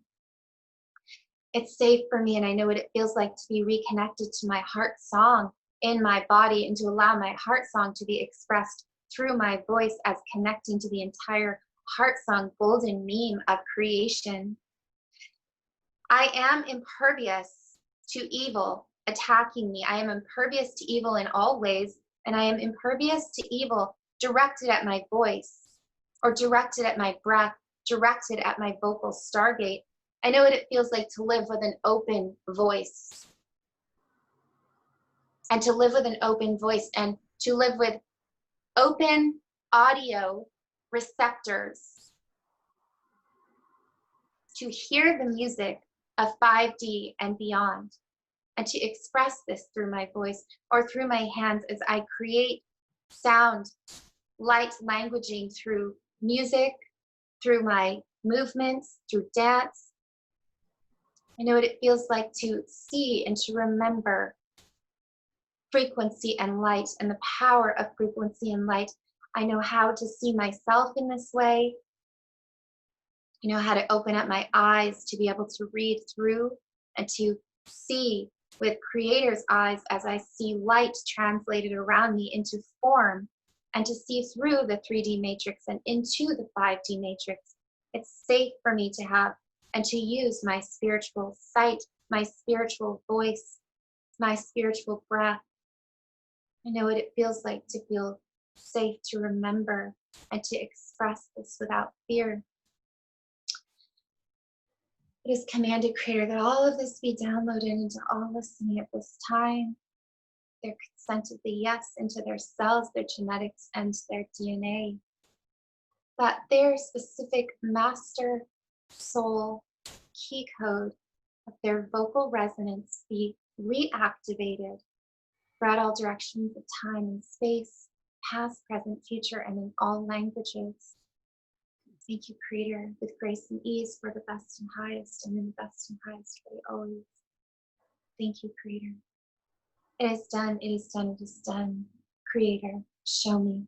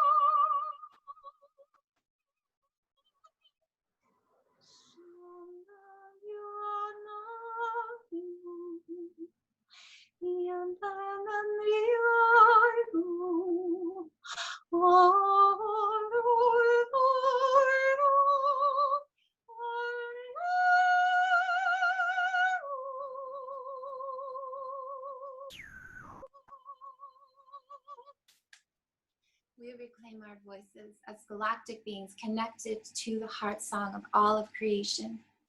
It is safe for us to sing our song. It is safe for us to express through our vocal resonance, Stargate.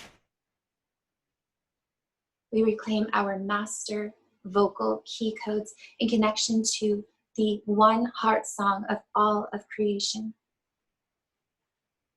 Hear us now. We will sing our song once more. And the entire Ascension Orchestra will harmonize together. For it is written, it is done. We are complete.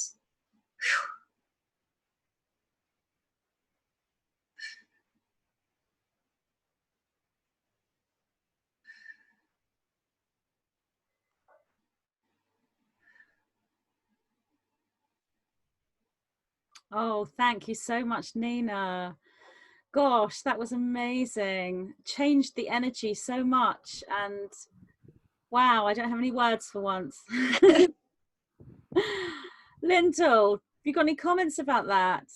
Oh yes, I feel so lucky to that. I feel like that personally unblocked some things for me, and I was remembering things as you were going through, especially even the past few months where I have felt things, and particularly here worse. And this is after years and years of training and singing to open up my voice, and I have been feeling a clamp down the last few months, and it wasn't just, it was like I felt it powerfully in my own body, and then I also felt it on a very like there was a lot of other souls out there that were being released from the same thing. So thank you so much, and absolutely beautiful.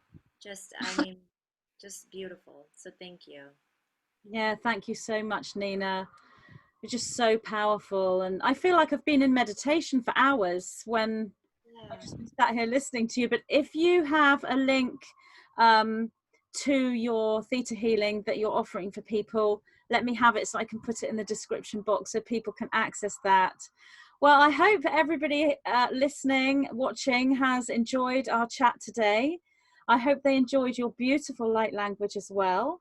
And I hope, you know, people are able to take something away from this conversation, because it's so needed in the creation of New Earth. The music, the toning, and the sharing of love through telepathy and what the Nine call alchemical unification.